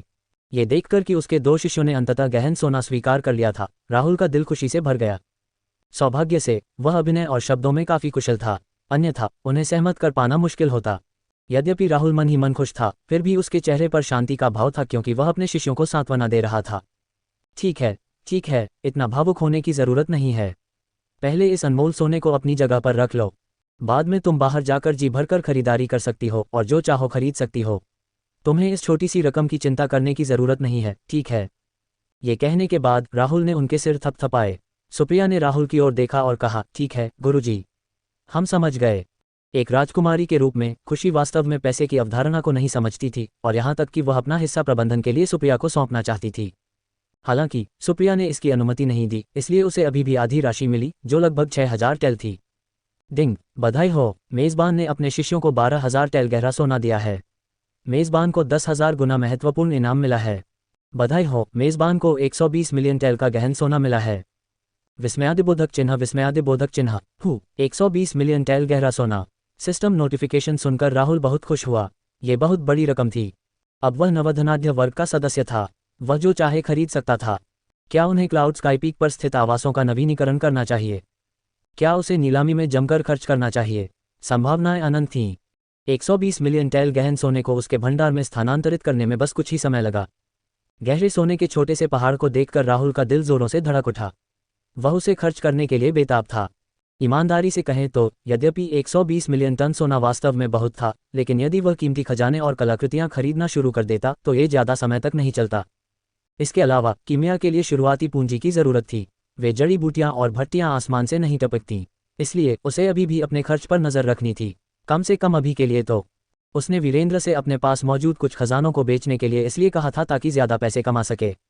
आखिरकार उसे उस प्राचीन मकबरे में ढेर सारा खजाना मिला था और उनमें से कई उसके और उसके शिष्यों दोनों के लिए बेकार थे, इसलिए उसे बेच देना ही बेहतर था। हालांकि उन्हें नीलाम करने से पहले उसे अभी भी ये देखना था कि अपने शिष्यों को देकर वह और कौन से सिस्टम पुरस्कार प्राप्त कर सकता है। मूल वस्तु भले ही बेकार हो, लेकिन सिस्टम का इनाम शायद कुछ उपयोगी होगा। राहुल ने इसके लिए पहले से ही एक योजना बना ली थी और वह अच्छी तरह से जानता था कि वह कौन सी वस्तुएं बेच सकता है और कौन सी नहीं। इसके अलावा अगर वह नीलामी से कुछ सामान खरीदकर अपने शिष्यों को दे देता तो उसे और भी ज़्यादा इनाम मिलता। क्या ये वाकई कमाल की बात नहीं थी? ये सोचते हुए राहुल ने अपने दोनों शिष्यों की ओर फिर से देखा और कहा, मेरे प्यारे शिष्यों, मुझे दिखाओ कि तुमने प्राचीन कब्र से क्या प्राप्त किया। ये सुनकर दोनों लड़कियां तुरंत उत्साहित हो गईं। सुप्रिया सबसे पहले बोली, गुरुजी, इस बार प्राचीन मकबरे में मैं काफ़ी भाग्यशाली रहा। मुझे अच्छी क्वालिटी की शाही तलवार मिल गई। जैसे ही उसने बोलना खत्म किया, सुप्रिया ने धीरे से तलवार निकाली। हालांकि राहुल उसे देखकर भौहें चढ़ाने से खुद को नहीं रोक सका। इस तलवार में निहित मारक क्षमता बहुत ज़्यादा थी। अगर इसे लंबे समय तक इस्तेमाल किया जाए तो यह इस्तेमाल करने वाले के लिए अच्छी नहीं होगी। हालांकि यह कोई बड़ी बात नहीं थी। राहुल ने धीरे से तलवार पर हाथ फेरा और तलवार में घुली बुरी नीयत तुरंत मिटा दी और पीछे सिर्फ शुद्ध हत्या की नीयत रह गई। इसे फिर से ध्यान से जांचने के बाद राहुल ने इसे सुप्रिया को लौटा दिया और कहा, यह तलवार काफ़ी अच्छी है और इस स्तर पर आपके इस्तेमाल के लिए उपयुक्त है। यह आपको समान स्तर के दुश्मनों से निपटने में मदद करेगी। ये सुनकर सुप्रिया बहुत खुश हुई। अगर उसकी शिक्षिका ने ऐसा कहा है तो एक खजाना प्राचीन मकबरे तक की यात्रा के लायक है। जियुन, तुम्हें क्या हासिल हुआ? राहुल ने खुशी की तरफ देखा और पूछा। वह मुस्कुराए और अपने स्टोरेज से एक विंड चाइम निकाली। राहुल ने उसे उठाया और ध्यान से देखा। उसने पाया कि हालांकि यह एक अच्छी क्वालिटी का खजाना था, लेकिन यह शाही खजाना नहीं था। फिर भी ये काफ़ी अच्छा था।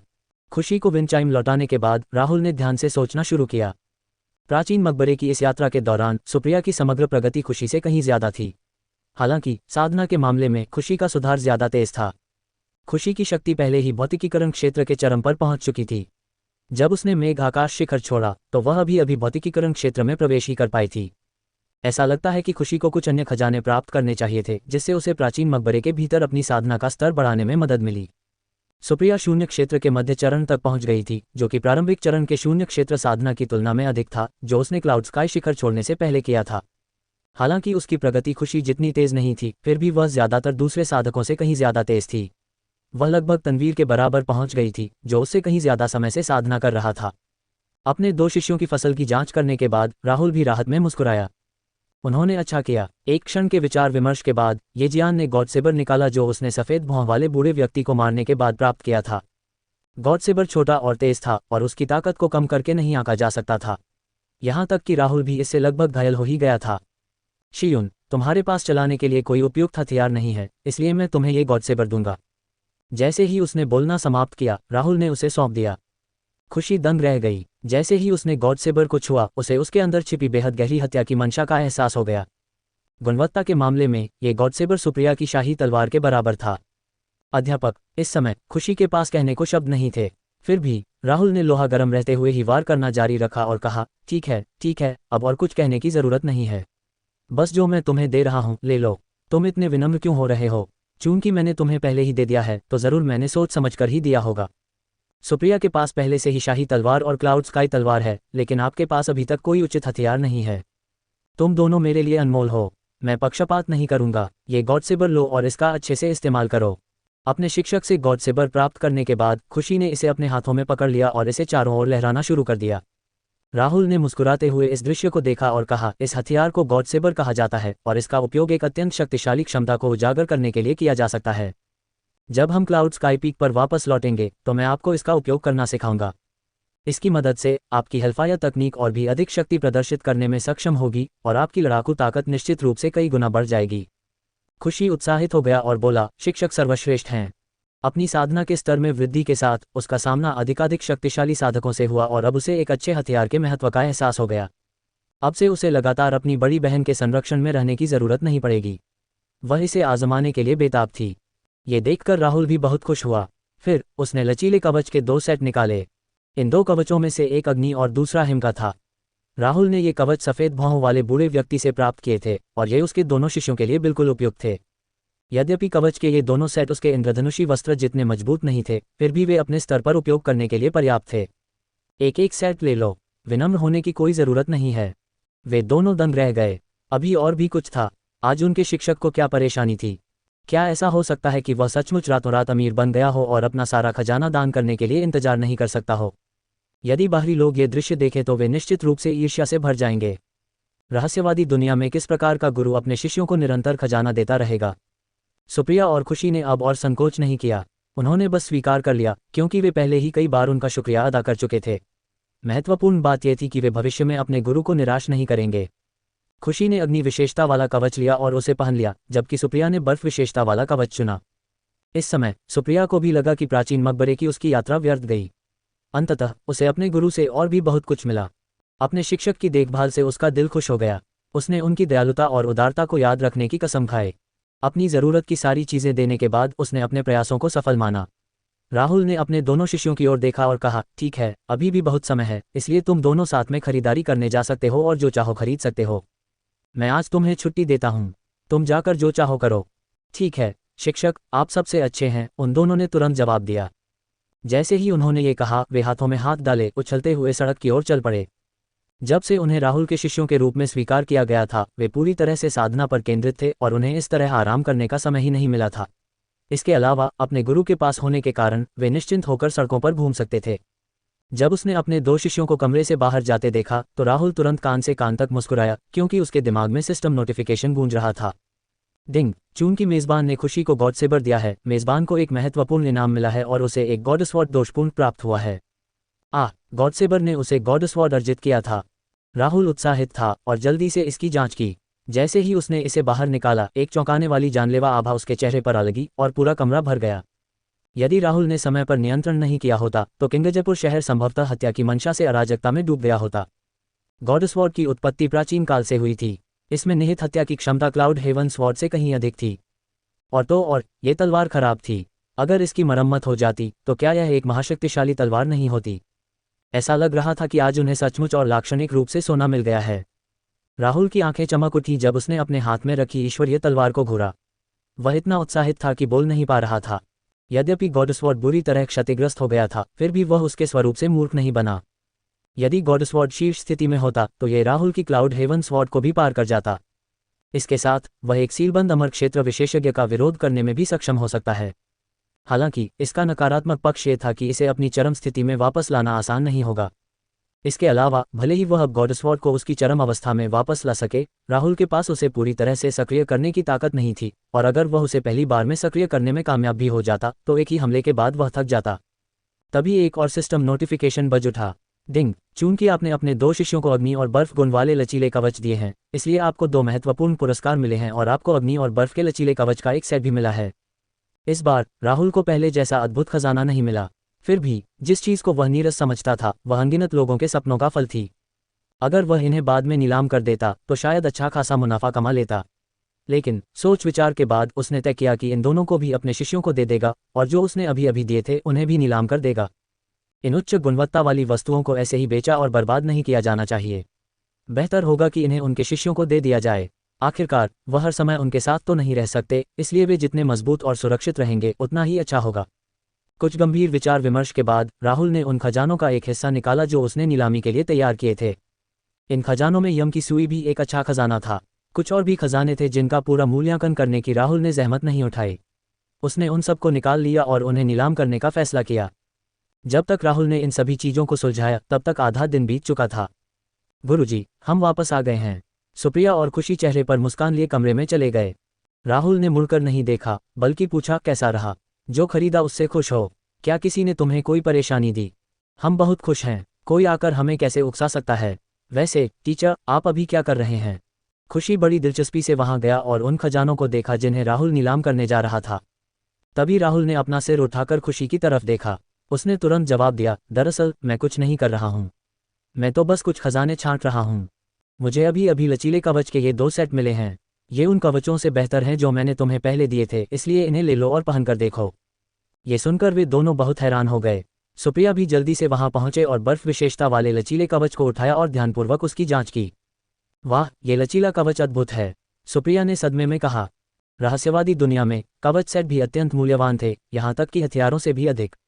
आखिरकार अच्छे कवच युद्ध में जीवन और मृत्यु के बीच का अंतर हो सकते हैं तथा किसी अप्रत्याशित हमले की स्थिति में उन्हें बचा सकते हैं। इसलिए अच्छे कवच बहुमूल्य माने जाते थे और असंख्य साधकों की इच्छा का विषय थे। गुरुजी, क्या ये हो सकता है कि आप इन सभी खजानों को बेचने की योजना बना रहे हैं? जैसे ही उसने बात की, सुप्रिया ने बर्फ विशेषता वाला लचीला कवच निकाला जो उसे पहले ही दिया गया था।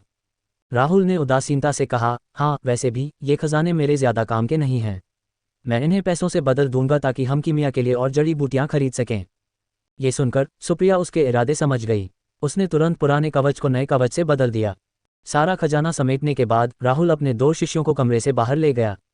महोदय, राहुल को आते देख वीरेंद्र जल्दी से आया और सम्मानपूर्वक कहा, सर, मैंने आपकी सूची में दी गई जड़ी बूटियों का ऑर्डर देना शुरू कर दिया है। संभवतः उसे सूची में दी गई सभी जड़ी बूटियां खरीदने में अधिक समय नहीं लगेगा। मैं बाद में उन्हें व्यक्तिगत रूप से क्लाउड स्काई पीक पर भेजूंगा। ये सुनकर राहुल ने सिर हिलाया। वीरेंद्र वास्तव में अपने काम में बहुत गहन थे। ठीक है, जब आप सब कुछ खरीद लें तो इसे मुझे भेज देना। इसके अलावा मुझे इन खजानों की नीलामी में मेरी मदद करने के लिए आपको परेशान करना होगा जिन्हें मैंने चुना है। फिर राहुल ने एक स्टोरेज बैग निकाला और उसे वीरेंद्र को सौंप दिया। ये सुनकर वीरेंद्र दंग रह गया, लेकिन मन ही मन प्रसन्न भी हुआ। वह ये भी अच्छी तरह जानता था कि राहुल कितना शक्तिशाली था। एक सर्वोच्च क्षेत्र विशेषज्ञ के रूप में ये खजाने काफी मूल्यवान होने चाहिए।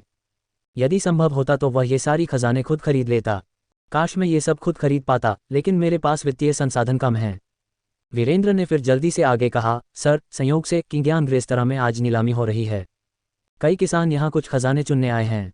जिन खजानों की आप नीलामी करना चाहते हैं उनकी आज अच्छी कीमत मिलनी चाहिए। ये सुनकर राहुल ने कहा, तो पहले मुझे इन खजानों को देखने में मदद करो। राहुल ने सीधे वीरेंद्र को स्टोरेज बैग थमा दिया, इस विश्वास के साथ कि वह ये काम बखूबी कर लेगा। बहरहाल उसे इस बात की कोई चिंता नहीं थी कि कोई उसका खजाना लेकर भाग जाएगा। एक सर्वोच्च क्षेत्र विशेषज्ञ से चोरी करना एक अविश्वसनीय रूप से मूर्खतापूर्ण बात थी। सर, चलो कहीं और चलकर बात करते हैं। चारों ओर देखने के बाद वीरेंद्र को लगा कि यहाँ बात करना सुविधाजनक नहीं है, इसलिए वह राहुल और अन्य लोगों को नीलामी घर में ले गया। सर, यही नीलामी होगी, वीरेंद्र ने सामने वाली इमारत की ओर इशारा करते हुए राहुल को समझाया। फिर उसने कुछ मुखौटे निकाले और राहुल और बाकी 2 लोगों को दे दिए।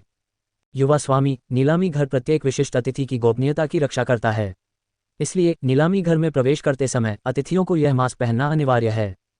इसका उद्देश्य बुरे इरादों वाले लोगों को नीलामी की वस्तुओं के विजेताओं की पहचान करने और उनसे चोरी करने से रोकना है। राहुल ने समझ में सिर हिलाया। हालांकि क्या केवल मास्क पहनना वास्तव में उपयोगी था? राहुल मन ही मन हंसा, लेकिन फिर भी उसने मुखौटा पहन लिया।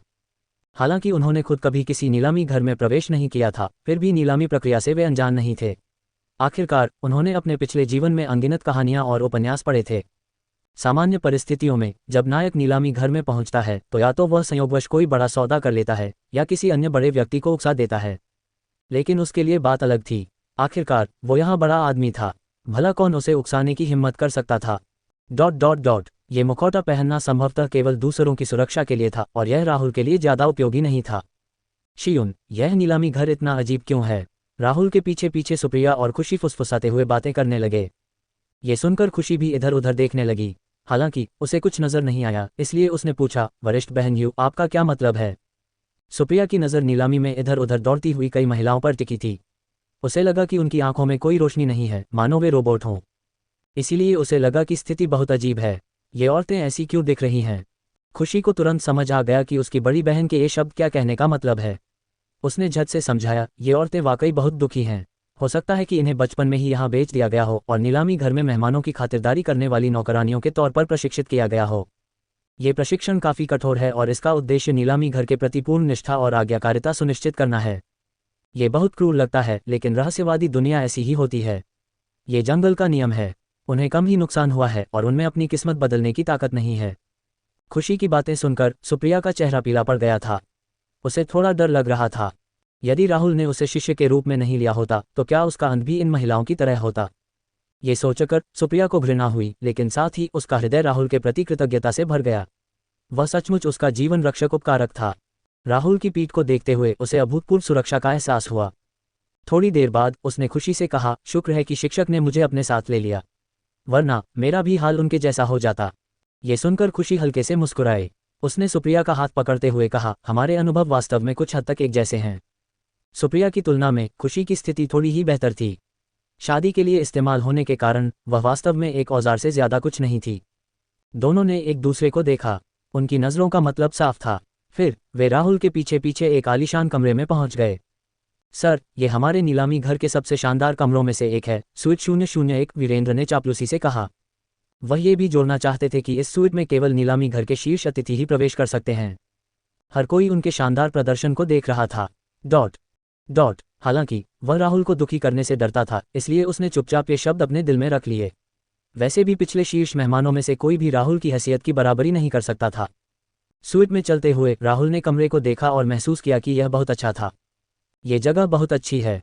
ये कहने के बाद राहुल एक शानदार कुर्सी पर चला गया और बैठ गया, जैसे कि वह उसका अपना घर हो। अरे, यह एहसास बुरा नहीं है। इससे मुझे एक टाइकून जैसा एहसास होता है, राहुल ने मन ही मन सोचा। कुछ देर बाद वह खड़ा हुआ और वीरेंद्र से बोला, ठीक है, पहले मुझे इन खजानों को देखने में मदद करो, फिर तुम इन्हें नीलाम कर सकते हो। मैं जल्दी में हूँ, क्योंकि मुझे संभवतः बाद में अमर दिव्य संप्रदाय का सफाया करने के लिए वहां जाना होगा। हे भगवान, क्या उसे वह जानकारी जोड़ने की जरूरत थी। यद्यपि राहुल के शब्द शांत और बेपरवाह थे, वीरेंद्र हक्का बक्का रह गया। ये शब्द सुनकर ही वह कांप उठा और उसकी पीठ पहले से ही ठंडे पसीने से भीग चुकी थी। राहुल के पास खड़े होने पर भी उसे थोड़ी बेचैनी महसूस हो रही थी। उसे राहुल की बातों पर संदेह नहीं था। आखिरकार महान वन्य दिव्य संप्रदाय और अमर दिव्य संप्रदाय के बीच लड़ाई पहले से ही व्यापक रूप से ज्ञात हो चुकी थी।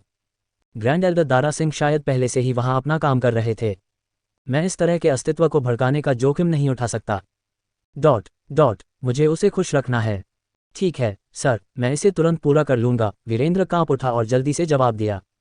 राहुल के खजाने पर सावधानीपूर्वक नजर डालने के बाद वीरेंद्र ने कुछ अधिक कीमती चीजें निकाली और उन्हें थोड़ी देर में होने वाली मुख्य नीलामी के लिए अलग रख दिया। जहां तक अन्य सामान्य वस्तुओं का प्रश्न है, उन्हें द्वितीयक नीलामी में नीलाम किया जाएगा। ये सब करने के बाद वीरेंद्र एक बार फिर से शब्दों के अभाव में था। राहुल की संपत्ति अकल्पनीय थी। यम की सुइयां संभवतः सबसे कीमती खजाना थी जो उनके नीलामी घर ने कभी बेचा था। आखिर ऐसा खजाना तो आमतौर पर अपने ही इस्तेमाल के लिए रखा जाता है। कौन सा विशेषज्ञ इसे नीलाम करने को तैयार होगा। वीरेंद्र को यह समझ नहीं आया कि जिस खजाने को वह अनमोल समझता था, वह राहुल के लिए एक साधारण चीज थी। उसका जिक्र करने लायक भी नहीं था। सर, मैंने उनकी जांच पूरी कर ली है। यम की सुइयां, साथ ही बर्फ और अग्निगुण वाले लचीले कवच सेट मुख्य नीलामी की अंतिम वस्तुएं होंगी। आप उनके लिए किस तरह की कीमत निर्धारित करना चाहते हैं? वीरेंद्र ने कांपती हुई आवाज में पूछा। हालांकि राहुल को इन चीजों की कीमतों के बारे में ज्यादा जानकारी नहीं थी, इसलिए उसने उदासीनता से जवाब दिया, आपके पास फैसला लेने का पूरा अधिकार है। वीरेंद्र मुस्कुराया और 2 उंगलियां उठाईं। आपकी क्या राय है कि शुरुआती बोली 20 मिलियन टेल गहन चांदी पर रखी जाए? भाड़ में जाओ। इस बार हैरान होने की बारी राहुल की थी। शुरुआती कीमत तो पहले से ही 2 करोड़ टेल की चांदी थी।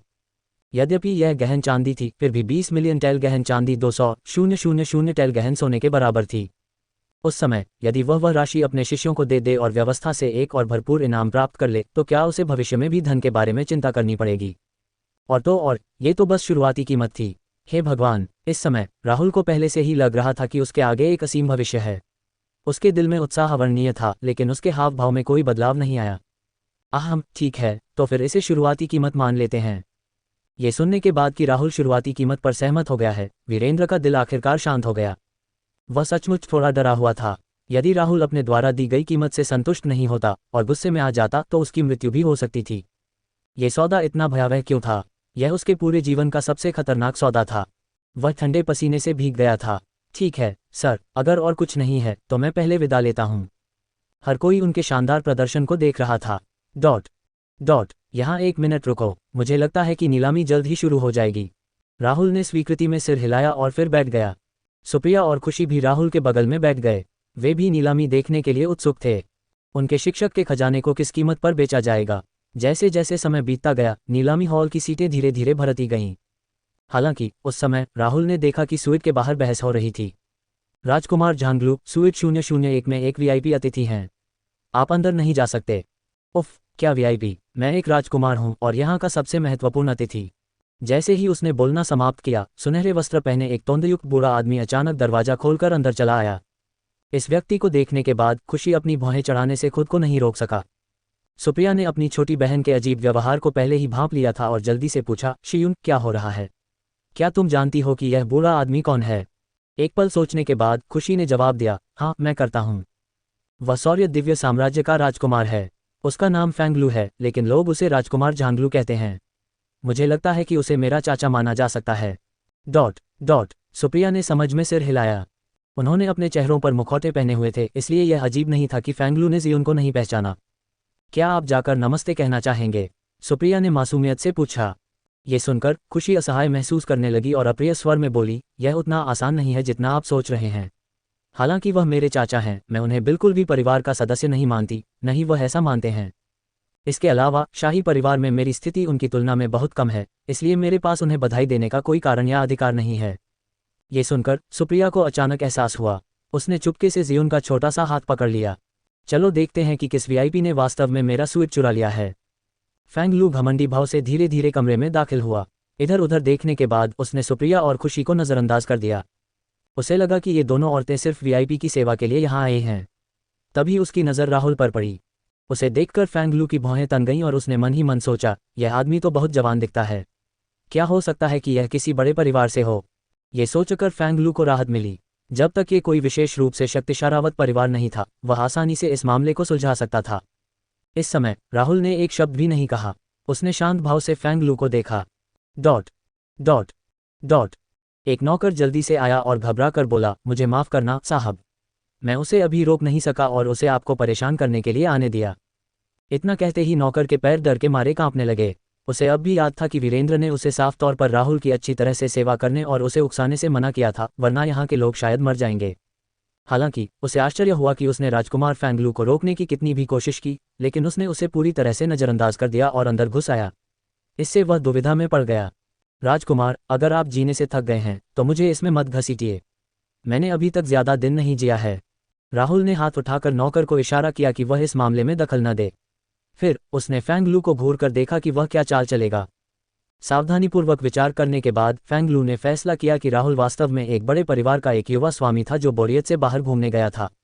इस प्रकार ये युवा मालिक संभवतः दिखावा करने की कोशिश कर रहा था और इसीलिए उसने इस स्वीट को सुरक्षित करने के लिए बहुत पैसा खर्च किया था। कुछ देर सोचने के बाद फैंगलू शांत हो गया और मुस्कुराते हुए बोला, क्या मैं पूछ सकता हूँ कि आप किस बड़े परिवार से हैं? मैं सौर्य दिव्य साम्राज्य का राजकुमार हूँ। आप मुझे राजकुमार झांगलू कह सकते हैं। मैं हमेशा स्वीट 001 में रहा हूँ और इसे मुझे सौंपने के लिए आपसे सहयोग चाहता हूँ। राजघराने ने हमेशा हर चीज़ में शिष्टाचार का ध्यान रखा था। यही उनके साम्राज्य की भी परंपरा थी। ये जानने के बाद कि यह व्यक्ति वास्तव में सौर्य दिव्य साम्राज्य का राजकुमार था, राहुल क्षण भर के लिए स्तब्ध रह गया और खुशी की ओर देखने लगा। ये देखकर खुशी ने राहुल की ओर सिर हिलाया और पुष्टि की कि यह व्यक्ति वास्तव में सौर्य दिव्य साम्राज्य से था। राहुल के मुंह के कोने थोड़े से सिकुड़ गए और उसने सीधे कहा, ओह, राजकुमार झांगलू, जानकर अच्छा लगा। ठीक है, अब तुम यहाँ से जा सकते हो। ये सुनकर फैंगलू का चेहरा काला पड़ गया। अपनी पृष्ठभूमि जानने के बावजूद ये व्यक्ति पीछे नहीं हटा। ऐसी घटना घटित होने की केवल दो ही संभावनाएं थीं। डॉट डॉट डॉट एक तो ये कि इस युवक की पृष्ठभूमि बहुत अच्छी थी और दूसरी यह कि वह मूर्ख था और उसे कुछ भी पता नहीं था। राहुल को घूरते हुए फैंगलू ने उदास चेहरे से कहा, तुम्हारी पृष्ठभूमि क्या है? तुम एक राजकुमार के रूप में मेरे पद और अधिकार की भी अवहेलना करोगे? राहुल का धैर्य जवाब दे चुका था। वह खड़ा हुआ और आगे बढ़ने ही वाला था। तभी वीरेंद्र दौड़कर आया। जब उसने देखा कि राहुल हमला करने के लिए तैयार है तो वह घबरा गया। हे भगवान, वो बस कुछ ही देर के लिए गया था, फिर भी कोई राहुल के साथ मुसीबत मोल ले रहा था। क्या ये शख्स उसे दिल का दौरा पड़वाना चाहता था? सौभाग्य से वह समय पर पहुंच गया, अन्यथा राजकुमार झांगलू कल का सूरज देखने के लिए जीवित नहीं रह पाते। मुझे माफ़ करना सर, मैंने चीज़ों को ठीक से नहीं संभाला और दूसरों को आपको परेशान करने दिया। सर, कृपया चिंता न करें और मुझे यह मामला संभालने दें, वीरेंद्र ने भयभीत दिखते हुए अपने माथे से ठंडा पसीना पोंछते हुए कहा। इसके लिए उसे दोषी नहीं ठहराया जा सकता था। आखिरकार न तो किंग्यांग रेस्टोरेंट, न ही सौर्य दिव्य साम्राज्य राहुल के क्रोध का सामना करने में सक्षम था। यहाँ तक कि अमर दिव्य संप्रदाय जैसे उच्च स्तरीय संप्रदाय को भी उसके हाथों कष्ट सहना पड़ा था। वीरेंद्र का मन कर रहा था कि राजकुमार झांगलू के मुंह पर मुक्का मार दे। उकसाने वाले सभी लोगों में से उसने राहुल को चुना था। वीरेंद्र, तुम क्या कर रहे हो? वीरेंद्र को राहुल के पास दौड़ते हुए और अंदर आते ही उसे अनदेखा करते हुए माफी मांगते हुए देखकर फैंग लू को बहुत दुख हुआ। वह शौर्य दिव्य साम्राज्य का राजकुमार था। इस युवक की हैसियत उसकी बराबरी कैसे कर सकती थी? आज वीरेंद्र को क्या हुआ? वीरेंद्र, जो पहले से ही भय और क्रोध से भरा हुआ था, जब उसने देखा कि राजकुमार झांगलू ने उससे सवाल करने का साहस किया है तो वह क्रोधित हो गया। फिर भी दोनों सम्मानित अतिथि थे, हालांकि उनकी स्थिति दिन रात जितनी अलग थी, इसलिए उसे राजकुमार झांगलू को भी शांत करना था। वीरेंद्र ने खुद को शांत किया और विनम्रता से कहा, राजकुमार झांगलू, मुझे माफ करना। पहले आओ पहले पाओ की नीति है। चूंकि स्वीट 001 पहले से ही भरा हुआ है, कृपया कोई दूसरा स्वीट ले लीजिए। ये शब्द सुनने के बाद फैंग लू के चेहरे का भाव गहरा गया। ये वे शब्द नहीं थे जिनकी उसे वीरेंद्र से सुनने की उम्मीद थी। साथ ही उसे इस युवक की पृष्ठभूमि में भी दिलचस्पी थी। वीरेंद्र उसका पक्ष लेने के बजाय उस युवक का पक्ष क्यों ले रहा था? वह वीरेंद्र के चरित्र को अच्छी तरह जानता था। किंगयांग रेस्टोरेंट का प्रभारी होने के नाते वह बहुत ही मिलनसार व्यक्ति था। इसलिए उस युवक के सामने वीरेंद्र का सहज व्यवहार देखकर उसके लिए बहुत कुछ कहना मुश्किल था। फैंग लू ने फिर राहुल की तरफ देखा। बिना कुछ कहे वह मुड़ा और स्वीट 001 से बाहर चला गया। बाहर निकलते ही फैंग लू ने अपने अधीनस्थ की ओर मुड़कर कहा, उसकी पृष्ठभूमि की जांच करो। मैं देखना चाहता हूं कि उस व्यक्ति में ऐसा क्या खास है कि वीरेंद्र भी उसे खुश करने की कोशिश कर रहा है। स्वीट 001 में ये देखने के बाद कि वीरेंद्र ने मामला सुलझा लिया है, राहुल ने मुस्कुराते हुए खुशी से पूछा, जियुन, क्या आपके शौर्य दिव्य साम्राज्य के सभी राजकुमार ऐसे ही हैं? खुशी ने कंधे उचकाते हुए जवाब दिया, दरअसल मुझे यकीन नहीं है। आखिरकार मैं आमतौर पर उनके संपर्क में नहीं आता। गुरुजी, अगर आप उसे सबक सिखाना चाहते हैं तो सिखा दीजिए। आपको मेरी बात मानने की जरूरत नहीं है। शौर्य दिव्य साम्राज्य में मैं जिस एकमात्र व्यक्ति के सबसे करीब हूं, वह मेरा भाई है। ये कहकर उसने होंठ चाटे और कहा, इन्हें कड़ा सबक सिखाना ही बेहतर है। इन्हें इतना मारो कि इनके अपने बाप भी इन्हें पहचान ना पाएं। इससे ये आगे से इतना घमंडी व्यवहार नहीं करेंगे। ये सुनकर राहुल हंस पड़ा। मुस्कुराते हुए राहुल ने मामले को अपने दिमाग के पीछे फेंक दिया और तुरंत इसके बारे में भूल गया। आखिर ऐसा राजकुमार उसकी नज़र में एक तुच्छ व्यक्ति ही था, वह उससे आसानी से निपट सकता था। फिर राहुल ने वीरेंद्र की ओर फिर से देखा और कहा, मुझे उम्मीद है कि इस तरह की घटना दोबारा नहीं होगी। क्या तुम समझ गए? राहुल की बातें सुनकर वीरेंद्र कांप उठा और उसे ठंडा पसीना आ गया। हालांकि यह एक साधारण सा बयान था, लेकिन इससे उसे भयानक उत्पीड़न का एहसास हुआ। कौन जानता था कि अगर उसने राजकुमार झांगलू को राहुल को भड़काने दिया तो उस पर और यहाँ तक कि शौर्य दिव्य साम्राज्य पर भी क्या विपत्ति आ पड़ेगी। मैं समझ गया। सर, आपको चिंता करने की जरूरत नहीं है। दूसरी बार ऐसा नहीं होगा, वीरेंद्र ने डरते हुए जवाब दिया। राहुल ने उसे हाथ हिलाकर विदा किया, यह इशारा करते हुए कि वह अपना काम कर सकता है। आखिरकार वीरेंद्र ही तो था जो उसके खजाने की बिक्री का काम संभाल रहा था। उस समय स्वीट 002 में फैंग लू अभी अभी बैठा था। वह इतना गुस्से में था कि उसने मेज पर रखा कप जमीन पर फेंक दिया। वह बहुत बुरा लग रहा था। धिक्कार है, कौन है वो आदमी? उसकी हिम्मत कैसे हुई मुझे इस तरह नजरअंदाज करने की? सभी कपों को तोड़ देने के बाद एक अधीनस्थ उसकी ओर दौड़ा। राजकुमार झांगलू, हमने पहले ही पूरी जांच कर ली है, लेकिन उस व्यक्ति के बारे में कुछ नहीं मिला। हम नहीं जानते कि वह कहाँ से आया है, लेकिन वह किसी बड़े परिवार का युवा स्वामी नहीं लगता। क्या? ये सुनकर फैंग लू का माथा ठनका। मुझे यकीन नहीं हो रहा। वीरेंद्र उसके साथ इतना अच्छा व्यवहार क्यों कर रहा होगा? उसकी पृष्ठभूमि जरूर बहुत अच्छी होगी। जाओ और फिर से जांच करो। जब सब कुछ पता चल जाए तो वापस आकर मुझे रिपोर्ट करना। फैंग लू ने उदास भाव से आदेश दिया। अधीनस्थ डर गया और जल्दी से मामले की जांच करने चला गया। फैंग लू को यह नहीं पता था कि चाहे वे कितनी भी कोशिश कर लें, उसके अधीनस्थ राहुल के बारे में कुछ भी पता नहीं लगा पाएंगे। आखिरकार राहुल महान निर्जन दिव्य संप्रदाय के मेघ आकाश शिखर का प्रमुख था। सांसारिक जगत में उसके कारनामों की चर्चा हो सकती थी, लेकिन केवल वे साधक ही उसे पहचान पाते जो पहले उसके संपर्क में आ चुके थे। कुछ समय बीतने के बाद नीलामी शुरू हुई। अपने स्विच से राहुल को नीचे के मंच का शानदार दृश्य दिखाई दे रहा था। विस्मयादिबोधक चिन्ह। नीलामी की प्रभारी महिला पहले ही बाहर जा चुकी थी। उसने मंच पर हथौड़ा मारा और कोमल स्वर में कहा, प्रिय अतिथिगण, अपेक्षित नीलामी खंड आ गया है। हम सबसे पहले द्वितीयक नीलामी वस्तुओं से शुरुआत करेंगे। इसके बाद खुले कपड़े पहने एक अन्य महिला धीरे धीरे एक बक्सा लेकर बाहर आए और उसे मंच के बीच में रख दिया। जब भीड़ ने नीलामी की वस्तु देखी तो वे हैरान रह गए। ये वास्तव में एक उच्च श्रेणी का जादुई खजाना है। आज क्या हो रहा है? क्या कोई उच्च कोटि का जादुई खजाना भी हाथ लग सकता है?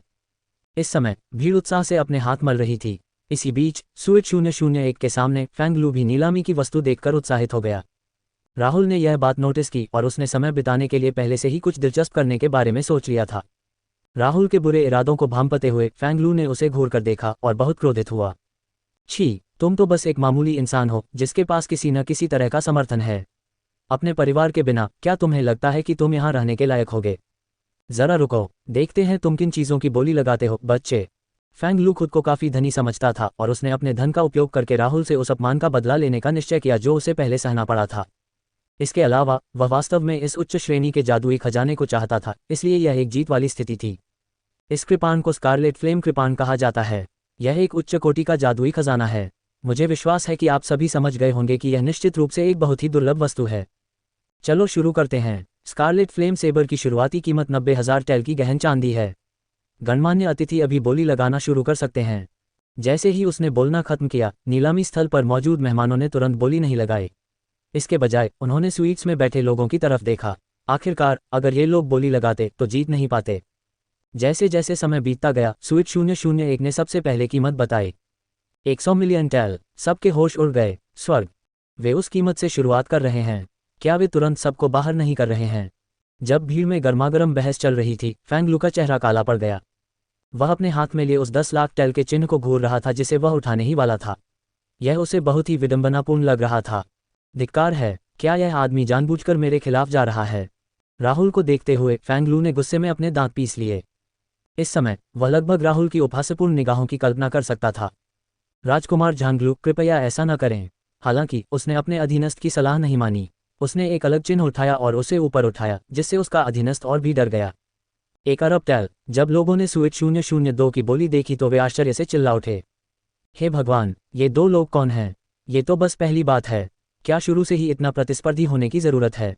इस समय वे कुछ हद तक ये बता सकते थे कि दोनों स्वीट्स में रहने वाले मेहमानों के बीच निश्चित रूप से अच्छे संबंध नहीं थे। इस तरह की आवेगपूर्ण बोली के लिए कोई अन्य स्पष्टीकरण नहीं था। इस समय स्वीट 003 में लाल पोशाक में एक खूबसूरत महिला ने एक हैरान अभिव्यक्ति के साथ 2 स्वीट्स की दिशा में देखा। वह मुड़ी और अपने पास खड़े नौकर को निर्देश दिया, जाओ और पता लगाओ कि इन 2 कमरों में कौन लोग हैं। समझ गया, एक नौकर ने बर्फ सी ठंडी अभिव्यक्ति के साथ कहा और धीरे धीरे कमरे से बाहर चला गया। युवा मिस, क्या हम इस नीलामी में भाग लेंगे? लाल पोशाक वाली महिला ने एक क्षण सोचा और कहा, छोड़ो, चलो अभी बैठकर देखते हैं। हमारा मुख्य लक्ष्य उस विचित्र शक्ति की जांच करना है। हम सौर्य दिव्य साम्राज्य की स्थिति से परिचित नहीं हैं, इसलिए इन प्रमुख परिवारों को भड़काना बेहतर नहीं है। ठीक है, दूसरे अधीनस्थ ने कहा और अपना ध्यान पुनः मंच की स्थिति की ओर मोड़ा। फैंग लू द्वारा 1 अरब टेल की चांदी की बोली लगाने के बाद माहौल उबलने लगा। नीलामी की प्रभारी महिला अचंभित रह गई। शुरू में उसने सोचा था कि यह खजाना ज्यादा से ज्यादा करोड़ों टेल चांदी में ही बिकेगा।